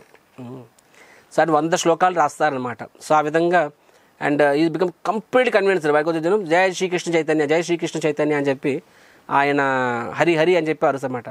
వెంటనే అక్కడ ఉన్న అందరు భక్తులు హ్యాపీ అయిపోతారు. వాళ్ళకి అర్థం కాదు ఎందుకు సడన్గా మారిపోయారని చెప్పి, కానీ వాళ్ళకి తెలుస్తుంది శ్రీ చైతన్య మహాప్రభు ఆయన మనస్సుని జయించేశారు అని చెప్పి. తర్వాత ఒక 2 రోజులు పోయిన తర్వాత శ్రీ చైతన్య మహాప్రభు ఎర్లీ మార్నింగ్ 3 o'clock టైంలో భగవంతుడు ఫస్ట్ దర్శనం చేయించుకొని ఆ ప్రసాదాన్ని తీసుకొని భట్టాచార్య ఇంటికి వచ్చి తలుపు కొడతారనమాట. భట్టాచార్య ఇంకా నిద్ర లెగిసి ఉండరు ఆయన. సో ఇట్స్ టూ ఎర్లీ, ఇంకా చీకటిగా ఇంకా అసలు ఇంకా సూర్యుడు ఉదయం కూడా స్టార్ట్ అవ్వలేదు. భట్టాచార్య లేస్తూనే హరి హరి ఎవరండి హరి హరి అంటారు. మనం కూడా ఫోన్లో హరే కృష్ణ అంటాం కదా, అలాగని హరి హరి అంటారు. సో మహాప్రభు ఆ మాట వినే హ్యాపీ అయిపోతారు. ఎవరు హరి హరి ఎవరు ఎవరు ఎవరు అని చెప్పిన తలుపు తీస్తే సాక్షాత్తు శ్రీ చైతన్య మహాప్రభు ఉన్నారు. వెంటనే భట్టాచార్యులు వారు మహాప్రభుకి సాష్టాంగ ప్రణామం చేస్తారన్నమాట. ప్రణామం చేసి నా అదృష్టము లేచి లేవగానే మీ యొక్క ముఖారవిందాన్ని దర్శనం చేసుకున్నాను అని చెప్పి హ్యాపీ అయిపోయి ఏంటి మీరు ఆక విశేషం అని చెప్పి కూర్చోబెట్టి మాట్లాడతారు. మహాప్రభుని కుర్చీ మీద కూర్చోబెడతారు, భట్టాచార్యులు వారు నేల మీద కూర్చుంటారనమాట. అప్పుడు మహాప్రభు చెప్తారనమాట నీకోసం నేను జగన్నాథ్ ప్రసాదం తీసుకొచ్చాను అని చెప్పి. సో వెంటనే భట్టాచార్య గారు ఆ ప్రసాదం తీసుకొని నోటప్పుడు తినేస్తారు రకంగా. మహాప్రభు ఆశ్చర్యపోతారు, అరే మీరు ఇంకా బ్రష్ చేయలేదు, స్నానం చేయలేదు, ఎలా తినేస్తున్నారని చెప్పి. ఈ రోజుల్లో చాలా కామన్ బెడ్ కాఫీ అంటారు, అంటే పాచి నోటి తినేస్తారు, స్నానం చేయకుండా తింటారు. కానీ ఒకప్పుడు కామన్ కాదు. ఈవెన్ నా వయసు వాళ్ళు కూడా అందరూ కూడా కామనే. కానీ సమూహం మా ఇళ్ళల్లో కూడా నేను ఏ రోజు కూడా స్నానం చేయకుండా భోజనం చేయలేదు నేను అసలు. ఇంకా చెప్పాలంటే ఇస్కాన్కి వచ్చాక నేను స్నానం చేయకుండా భోజనం చేశానేమో ట్రైన్లో లాగా చెప్పి, కానీ అదర్వైజ్ మా ఇళ్ళల్లో స్నానం చేయకుండా భోజనం అనేది అవుట్ ఆఫ్ క్వశ్చన్, యాక్చువల్గా అవుట్ ఆఫ్ క్వశ్చన్ అది. సో చిన్నప్పటి నుంచి సో మహాప్రభు చెప్తారు, అరే నువ్వు ఒక బ్రాహ్మణుడివి, అది కూడా ప్రధాన అర్చకుడివి, మొహం కూడా కడుక్కొని తినేస్తున్నావు అంటారు. అప్పుడు భట్టాచార్యులు అంటారు 2 శ్లోకాలు చెప్తారనమాట. ఏమని చెప్తారంటే భగవంతుని యొక్క ప్రసాదం ఎంత గొప్పది అంటే సమయం సందర్భం ఏ సమయంలో స్వీకరించవచ్చు, మరియు దాన్ని అది it's actual sign of respect అని చెప్పి, అంటే ఒక రకంగా అది అన్ని నియమాలకి అతీతమైంది అని చెప్పి, ఏదైనా హరినామం అనేది అతీతమైనది ప్రసాదం కూడా అని చెప్పి. వెంటనే మహాప్రభు 2 శ్లోకాలు వింటారు, ఎగిరి గెంతేసేస్తారనమాట. మహాప్రభు నృత్యం చేసేస్తారనమాట. చెప్తారు ఈరోజు నా జన్మ ధన్యమైంది అని అంటారనమాట. నా జన్మ ధన్యమైంది, మహాప్రభు అంటారు నా జన్మ ధన్యమైంది అని చెప్పి. దేనికి? ఎందుకంటే భట్టాచార్యుల వారికి ఈరోజు నిజంగా కృష్ణుడి కృప దక్కింది, ఈరోజు ఆయన 100% మారింది అని నేను నమ్ముతున్నాను అంటారనమాట. What basis? ఎందుకంటే ఆయన ఎంత నిష్ఠ బ్రాహ్మణుడు, కానీ ఆయన తన యొక్క నియమాలు, తన యొక్క పద్ధతి, ఆచారాలు మడి అన్నీ పక్కన పెట్టి ప్రసాదాన్ని ఇలాగా ఆయన స్వీకరించాడు. Is accepted it. So this is the greatest. అంటే నవ్ యూ అండర్స్టూడ్ దట్ ఏంటంటే భగవంతుని నామము, భగవంతుని ప్రసాదం అన్నిటికీ అతీతమైనది. అంటే that is the top most of all dharmas. ఏంటది? ప్రసాదాన్ని గౌరవించడము, ప్రసాదాన్ని స్వీకరించడం చెప్పి. So Mahaprabhu says now I understood that మీరు సంపూర్ణంగా మారిపోయారని చెప్పి. తర్వాత అంటారన్నమాట, అంతలో అక్కడ అగైన్ గోపీనాథ్ ఆచార్య ఉంటారు. సో ఆయన మహాప్రభు మీ యొక్క కృప వల్ల ఆయన మారిపోయాడంటే అంటారు, వాస్తవంగా నువ్వు శుద్ధ భక్తుడివి, ఆయన నీ కుటుంబీకుడు కాబట్టి నీ ప్రార్థన వల్ల ఆయన మారాడని చెప్తారనమాట. సో ఎనీహౌ, సో ఆ విధంగా భట్టాచార్యుల వారు ఫుల్ హ్యాపీ. తర్వాత భట్టాచార్యులు అడుగుతారు, ఏమని అడుగుతారంటే వాస్తవంగా సమస్త శాస్త్రాల యొక్క సారం ఏమిటి అని అడుగుతారనమాట మహాప్రభుని. మహాప్రభు ఏం చెప్తారు? హరినామం చెప్తారనమాట, సంకీర్తనం చెప్తారనమాట. భక్తి సాధన శ్రేష్ఠ ఈజ్ నామ సంకీర్తన. భక్తి సాధన అంటే భక్తి సాధన యొక్క శ్రేష్టమైనది ఏంటి అంటే నామ సంకీర్తన చెప్పి కలిసంతరణ ఉపనిషత్తు నుంచి హరే నామ హరే నామ ఇవ కేవలం కలో నాస్తి నాస్తి గతిరేణత చెప్తారనమాట. ఈ విధంగా భట్టాచార్యుల వారిని హరే కృష్ణ మంత్రంలో ఆ విధంగా ఉపదేశించి ఆయన్ని ఒక శుద్ధ భక్తుడి కింద మార్చేస్తారు, రైట్. అండ్ సార్వభౌమ భట్టాచార్యుల వారు కూడా గోపీనాథ్ ఆచార్య అంటారు, యాక్చువల్గా నువ్వు నా గురించి ప్రార్థించుంటావు, అందుకని నాకు మహాప్రభు వారి యొక్క కృప దక్కింది అని చెప్పి అంటారనమాట. తర్వాత సార్వభౌమ భట్టాచార్యుల వారు మహాప్రభుకు సంబంధించి 2 శ్లోకాలు మహాప్రభు సమయం 2 శ్లోకాలు రాస్తారు, అద్భుతమైన శ్లోకాలు. ఆ శ్లోకాలు రాసి అది ఎవరికి ఇస్తారు? నిత్యాంతుల వాళ్ళకి ఇస్తారనమాట. సో వాళ్ళు ఆ శ్లోకాలు తీసుకెళ్ళి మహాప్రభు తన రూమ్లో ఉంటారు కదా, ఇవ్వాలనుకుంటారు తాళపత్రాల మీద. కానీ ముకుంద ఏం చేస్తారు, నాకు తెలుసు ఏం జరగబోతుందని చెప్పి వెంటనే ఆ తాళపత్రాలను తీసుకొని ముందు మహాప్రభు ఇంటి గోడ మీద రాసేస్తారనమాట. ఆ శ్లోకాలని రాసేసి ఇప్పుడు తీసుకెళ్ళి మహాప్రభుకి ఇవ్వు అని చెప్పి మహాప్రభు ఆ శ్లోకాలు చదువుతారు. అందులో మహాప్రభుని అద్భుతంగా కీర్తిస్తూ స్తుతిస్తూ భట్టాచార్య శ్లోకాలు రాస్తారు. కానీ మహాప్రభుకి తుల్య స్థుతి నచ్చదు కదా. ఇప్పుడు నిజంగా గొప్ప వాళ్ళకి తమ సొంత స్థుతి అనేది వాళ్ళకి నచ్చదు వాళ్ళకి. సో మహాప్రభు వెంటనే చదివి వాట్ దిస్ నాన్ సెన్స్ అని చెప్పి టప్ చింపేస్తారు అన్నమాట. తాళపత్రి చింపేస్తారు, చింపేసి దాన్ని పారేస్తారు, వేరే వాళ్ళు చదవకూడదు అని చెప్పి. కానీ అప్పటికే ముకుంద వాళ్ళకి తెలుసు కాబట్టి ముందు గోడ మీద పెద్ద పెద్ద అక్షరాలతో రాసేస్తారనమాట. సో అందరూ ఆ శ్లోకాలు చూస్తారు. దిస్ ఈజ్ వైరాగ్య విద్య నిజభక్తి యోగ శిక్షార్థమేకా పురుష పుమానం శ్రీకృష్ణ చైతన్య శరీరధారి కృపాంబుధూర్యస్తమహం ప్రపద్యే. వెరీ వండర్ఫుల్ శ్లోక. వైరాగ్య విద్య నిజభక్తి యోగం అంటే భగవంతుడు మనకి విద్యను ఇవ్వడం. ఏ విద్య? వైరాగ్యము. వైరాగ్యం ఒకటి. నిజభక్తి యోగ శిక్షార్థం. శిక్షార్థం అంటే నేర్పించడం కోసం. Detachment from ఎగ్నెస్ Krishna consciousness, what ever it is. Real knowledge, నిజమైన జ్ఞానము, మరి నిజమైన భక్తి యొక్క సేవ, ఇవన్నీ నేర్పించడం కోసం శ్రీకృష్ణ చైతన్య శరీరధారి భగవంతుడు శ్రీకృష్ణ చైతన్య మహాప్రభు అవతరించాడు. కృపాంబుధుర్ ఎంతో కృప దయామయత అవతరించాడు. తమహం ప్రపద్యే దయచేసి ఆయన నాకు తన చరణపాదాల దగ్గర నాకు ఆశ్రయం ఇవ్వుగాక అని శ్లోకం అనమాట. ఇంకో శ్లోకం కూడా ఉంటుంది. They are very famous shlokas. So ఆ 2 శ్లోకాలు భట్టాచార్యులు రాస్తారు. యాక్చువల్గా ఆ శ్లోకాలు ఎప్పటికీ నిలిచి ఉండిపోతాయని కూడా చెప్పడం జరిగింది. సో ఈ విధంగా భట్టాచార్యులు వారు అంటే ఆ కమ్యూనిటీలో ఇది becomes like such a wonderful వైష్ణవ. ఎంత గొప్ప వైష్ణవుడు అవుతాడంటే ఒక చిన్న స్టోరీ వస్తుంది.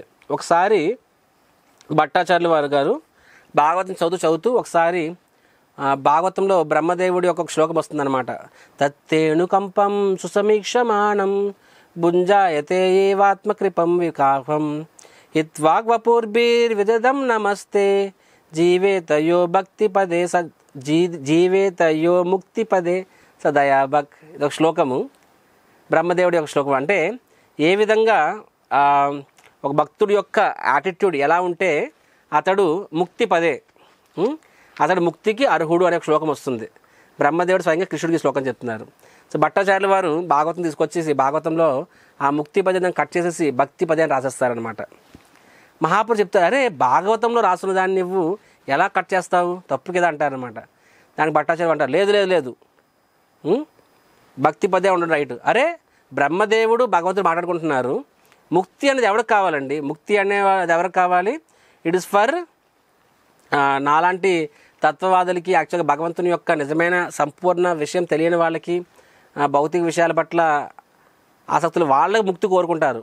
కానీ నిజమైన భక్తుడు ఎప్పుడైనా ముక్తి కోరుకుంటాడా? నిజమైన భక్తి ఎప్పుడు ముక్తి కోరుకోడు, ఆయన భక్తే కోరుకుంటాడు. కాబట్టి ఇది నిరాకారవాదులకి, తత్వవాదులకి, వాళ్ళకి. సో బ్రహ్మదేవుడు శుద్ధ భక్తుడు మాట్లాడుతున్నాడు, ఇక్కడ భక్తే ఉంటే రైట్ అని చెప్పి అప్పుడు చెప్తారనమాట. యాక్చువల్గా 5 రకాల ముక్తులు ఉన్నాయి. ఏంటది? సారూప్య, సామీప్య, సాష్టి, సాయుజ్య, సాలోక్య. 5 రకాల ముక్తులు అనమాట. సో ముక్తి అంటే 5 రకాల ముక్తులు. కానీ బయట లోకంలో ఇన్ జనరల్గా ముక్తి అంటే సాయుజ్య ముక్తే ఇన్ జనరల్గా బయట అనుకుంటారు అలాగా. కాబట్టి ఈ శ్లోకాన్ని ముక్తి పదే రాయడం వల్ల జనాలు సాయుజ్య ముక్తి అనుకుంటారు. సాయుజ్య ముక్తి అంటే ఏంటి? ఏకమైపోవడం, అంటే భగవంతునితో ఏకమైపోవడం అన్నమాట. కాబట్టి అంటే భగవంతుని యొక్క కాంతిలో కలిసిపోవడం, లేకపోతే భగవంతుని యొక్క రూపంలో కలిసిపోవడం. కాబట్టి అది వాస్తవంగా వైష్ణవుల దృష్టిలో సాయుధ్య ముక్తి అంటే దట్ ఈస్ సూసైడ్, నీ యొక్క అస్తిత్వాన్ని కోల్పోవడము, భగవంతుల్లో కలిసిపోవడం అని చెప్పి. సో అది వైష్ణవులు ఎప్పుడు కూడా కోరుకోరు. భగవంతునికి సేవ చేయాలి, భగవంతుని దాసులుగా ఉండాలనుకుంటారే తప్ప, ఆయనకి చిరస్థాయిగా ఆయనకి ఆనందం ఇవ్వాలనుకుంటారు తప్ప ఇలా కోరుకోరు. కాబట్టి ముక్తి అంటే మిస్గైడ్ అవ్వచ్చు. కాబట్టి అందుకే భక్తి కింద మార్చేసానని చెప్తారు. దానికి మహాప్రభు నవ్వుతారనమాట. నవ్వి అంటారు, జస్ట్ సి కృష్ణుడు నీ మీద ఎంత దయామయుడు. ఒకప్పుడు జీవితం యొక్క సార్థకత ముక్తి అని చెప్పి వాదించే నువ్వు ఈరోజు ఆ ముక్తి అనే పదం వినడానికే భయపడిపోతున్నావు. నువ్వు ఇప్పుడు ఆ ముక్తి అనే పదం వినడానికే భయపడిపోతున్నావు. So this shows Krishna's mercy. కానీ అక్కడ భాగవతంలో ముక్తి పదే అనే పదం కూడా రైటే. ఎందుకంటే ముక్తి అంటే కేవలం భగవంతంలో లీనమైపోవడం మాత్రమే కాదు, అదొకటి అర్థం కాదు. మహాప్రభు 2 అర్థాలు చెప్తారనమాట. ముక్తి పదే అంటే ఏంటి? ఫస్ట్ ముక్తి పదే అంటే వాస్తవంగా స్వయాన భగవంతుడికి ఒక పేరు ముక్తి పదే. ఎందుకంటే ఆయన తన చరణ పాదాల దగ్గరికి, ఎవరైతే తన చరణ పాదాల దగ్గర చేరుకుంటారో వారందరికీ ఈ భవబంధనాల నుంచి వారిని విముక్తులను చేస్తాడు. కాబట్టి భగవంతునికి ఒక పేరు ముక్తి పదే. రెండోది ఏంటది? ముక్తి అంటే అది భాగవతంలో కూడా 10 సబ్జెక్ట్స్ ఉంటాయి కదా, అందులో one of the subject is ముక్తి. కాబట్టి ముక్తి పదే అనే పదము కూడా రైటే. అక్కడ ముక్తి అంటే కేవలం భగవంతుడు లీనమైపోవడం కాదు, కాబట్టి అలాగా కట్ చేయొద్దు అని చెప్పి. సో ఈ విధంగా మనం చూడొచ్చు. ఏంటంటే శ్రీ చైతన్య మహాప్రభు ఏ విధంగా అంటే కరుడు కట్టిన ఉగ్రవాది అని అంటారు కదా, అలాగే కరుడు కట్టిన ఒక నిరాకారవాది, కరుడు కట్టిన ఒక మాయావాది, తత్వవాది, అలాంటి వ్యక్తిని కూడా శ్రీ చైతన్య మహాప్రభు తన ప్రేమతో తన యొక్క బికాస్ మరి ఎందుకు ఆయన కృప వచ్చిందంటే ఆయన గురించి చాలామంది ప్రార్థించారు కాబట్టి. అది మీకు తర్వాత రేపు అధ్యాయం తెలుస్తుంది. ఎందుకంటే మాయావాది కృష్ణ అపరాధి మహాప్రభు స్వయంగా చెప్తారు. వేదన మానయ్య బౌద్ధ హోలే నాస్తిక్, బౌద్ధుల్ని స్వయంగా నాస్తికులు అని చెప్తారు, అండ్ మాయావాదులు కృష్ణాపరాధులు అని చెప్తారు. అలాంటిది మరి సార్వభౌమ భట్టాచార్యకి ఎందుకు అంత కృప వచ్చిందంటే వేరే వైష్ణవులు, ఎందుకంటే వ్యక్తిపరంగా చాలా మంచివాడు గొప్పవాడు కాబట్టి వేరే వైష్ణవులు ఆయన గురించి ప్రార్థించారు. కాబట్టి అందుకనే మహాప్రభు వాళ్ళ యొక్క కోరికను తీర్చడం కోసము ముందు సార్వభౌమ భట్టాచార్య యొక్క సేవను స్వీకరించాడు. తర్వాత తన యొక్క కాంతితో ఆయన మనసును గెలుచుకున్నాడు, వాత్సల్య భావాన్ని సృష్టించాడు, తద్వారా ఆయన చేత సేవ తీసుకున్నాడు. తద్వారా ఆయనకి అప్పుడు ఆయనలో సుకృతి అనేది ఏర్పడింది. కాబట్టి అప్పుడు మహాప్రభు చెప్పిన సిద్ధాంతం ఆయన బుర్రలోకి ఎక్కింది అనమాట. అదంత సులభం కాదు. యాజ్ సైడ్ వీళ్ళకి వాళ్ళ యొక్క సొంత నాలెడ్జ్ మీద ఎంత నమ్మకం ఉంటుందంటే వెరీ డిఫికల్ట్. కానీ శ్రీ చైతన్య మహాప్రభు కృప వలన ఆయనకి భట్టాచార్యులు వారి యొక్క హృదయం సంపూర్ణంగా ఆ వెండలా మారిపోతుంది. ఆయన ఆ ముక్తి అనే పదం వింటేనే జడుచుకునేంతలాగా ఆ పదమే ఆయనకు విరక్తి వచ్చేస్తుంది అనమాట. భక్తి తప్ప జీవితంలో ఇంకేం ఉండకూడదని చెప్పి. అంతకుముందు భక్తి అనేది కేవలం ఒక సెంటిమెంటల్ పీపుల్ అనుకునే వ్యక్తి అంటే ఈ డిగ్రీ -ఇన్ఫినిటీ నుంచి +ఇన్ఫినిటీకి వచ్చేసాడనమాట భట్టాచార్యులు వారు. This is Mahaprabhu's mercy. Shri Chaitanya Mahaprabhu వారి యొక్క కృప ఎంత గొప్పదంటే ఇలా మనము భట్టాచార్యులు వారి example itself. So Mahaprabhu preaching ఎలా ఉండేదంటే ఆయన మాస్ ప్రీచింగ్ చేయలేదు, ఎక్కువ చేశారు దక్షిణ భారత పర్యటనలో. అదర్వైజ్ మహాప్రభు బిగ్ షార్ట్స్ని అంటే కొడితే 7 కుంభస్థలాన్ని కొట్టాలంటారు కదా, అలాగా లీడర్స్ని పట్టుకొని వాళ్ళని వైష్ణవుల కింద మార్చారు. తద్వారా వాళ్ళు మొత్తము ప్రపంచమంతా వైష్ణవుల కింద చేశారు, వైష్ణవతం చేశారనమాట. సో ఈరోజు క్లాస్ ఇక్కడితో విరామం ఇద్దాము. రేపు క్లాస్లో మళ్ళీ కలుద్దాం. రేపటి నుంచి అద్భుత రేపు క్లాసు మహాప్రభు దక్షిణ భారత పర్యటన అంటే సౌత్ ఇండియా, అంటే రేపు మన ఆంధ్రప్రదేశ్కి సంబంధించిన వివిధ స్టోరీస్ మనం రేపు వింటామన్నమాట. కాబట్టి don't miss tomorrow's class. And చెప్పడం మర్చిపోయాను, శ్రీ గౌరీ పూర్ణిమ సందర్భంగా మహాప్రభుకి శ్రీ చైతన్య మహాప్రభు యొక్క కృపా ఆశీస్సులు మా అందరికి దక్కాలని చెప్పి మేము ఒక నిర్ణయం తీసుకున్నాము. ఏంటంటే అందరూ కూడా శ్రీ చైతన్య చరితామృతం చదివితే అది మీకు ఎంతో శ్రేయస్కరము, మహాప్రభు బ్లెస్సింగ్స్ ఉంటాయి. కాబట్టి చైతన్య చరితామృతాన్ని ఈ గౌరీ పూర్ణిమ సందర్భంగా 1000 రూపీస్ డిస్కౌంట్స్లో ఇవ్వాలనుకుంటున్నాము. 3300 రూపాయలు ప్రస్తుతం సెల్లింగ్ ప్రైస్, దాన్ని కేవలం 2300 రూపాయలు విత్ ట్రాన్స్పోర్టేషన్ ఇవ్వాలని నిర్ణయించాము. ఈ ఆఫర్ ఈ రోజు నుండి 24వ తేదీ వరకు ఉంటుంది. బికాజ్ వీ వాంటెడ్ గర్ గర్ గౌరాంగ అనే ఒక స్కీమ్లో భాగంగా దీన్ని నేను ప్రమోట్ చేయాలనుకుంటున్నాను నేను. కాబట్టి మాకు లాస్ వచ్చినా పర్వాలేదు. So we wanted give discount. And Prabhu నా దగ్గర ఆల్రెడీ ఉంది చైతన్య చరిత్ర అనిపిస్తే మీరు నాకు డొనేషన్ చేయండి. అయితే మీరు లేకపోతే కొనుక్కోండి, ఉంటే డొనేషన్ చేయండి. తద్వారా మీరు ఒక పుస్తకాన్ని డొనేషన్ చేస్తే నాకు ఒక సిరీస్ని దాన్ని నేను 3కి డిస్కౌంట్ ఇవ్వడానికి నేను ఉపయోగిస్తాను నేను. If you have it you donate it, if you don't have it purchase it. Only for 1000 rupees డిస్కౌంట్లో మేము విత్ డెలివరీ కూడా చేస్తాము. సో ఈ అవకాశాన్ని వారం రోజుల పాటు, సో దట్ మహాప్రభు వారి యొక్క ఈ యొక్క చైతన్య చరితామృతం ఇంటింటికి వెళ్ళాలి అనే సంకల్పంలో భాగంగా ఈ offer. So take advantage. Hare Krishna. Shri Chaitanya Mahaprabhu की जय, श्री नित्यानंद प्रभु की जय, श्री कृष्णदास कविराज गोस्वामी की जय, श्री प्रभुपाद की जय. హరే కృష్ణ.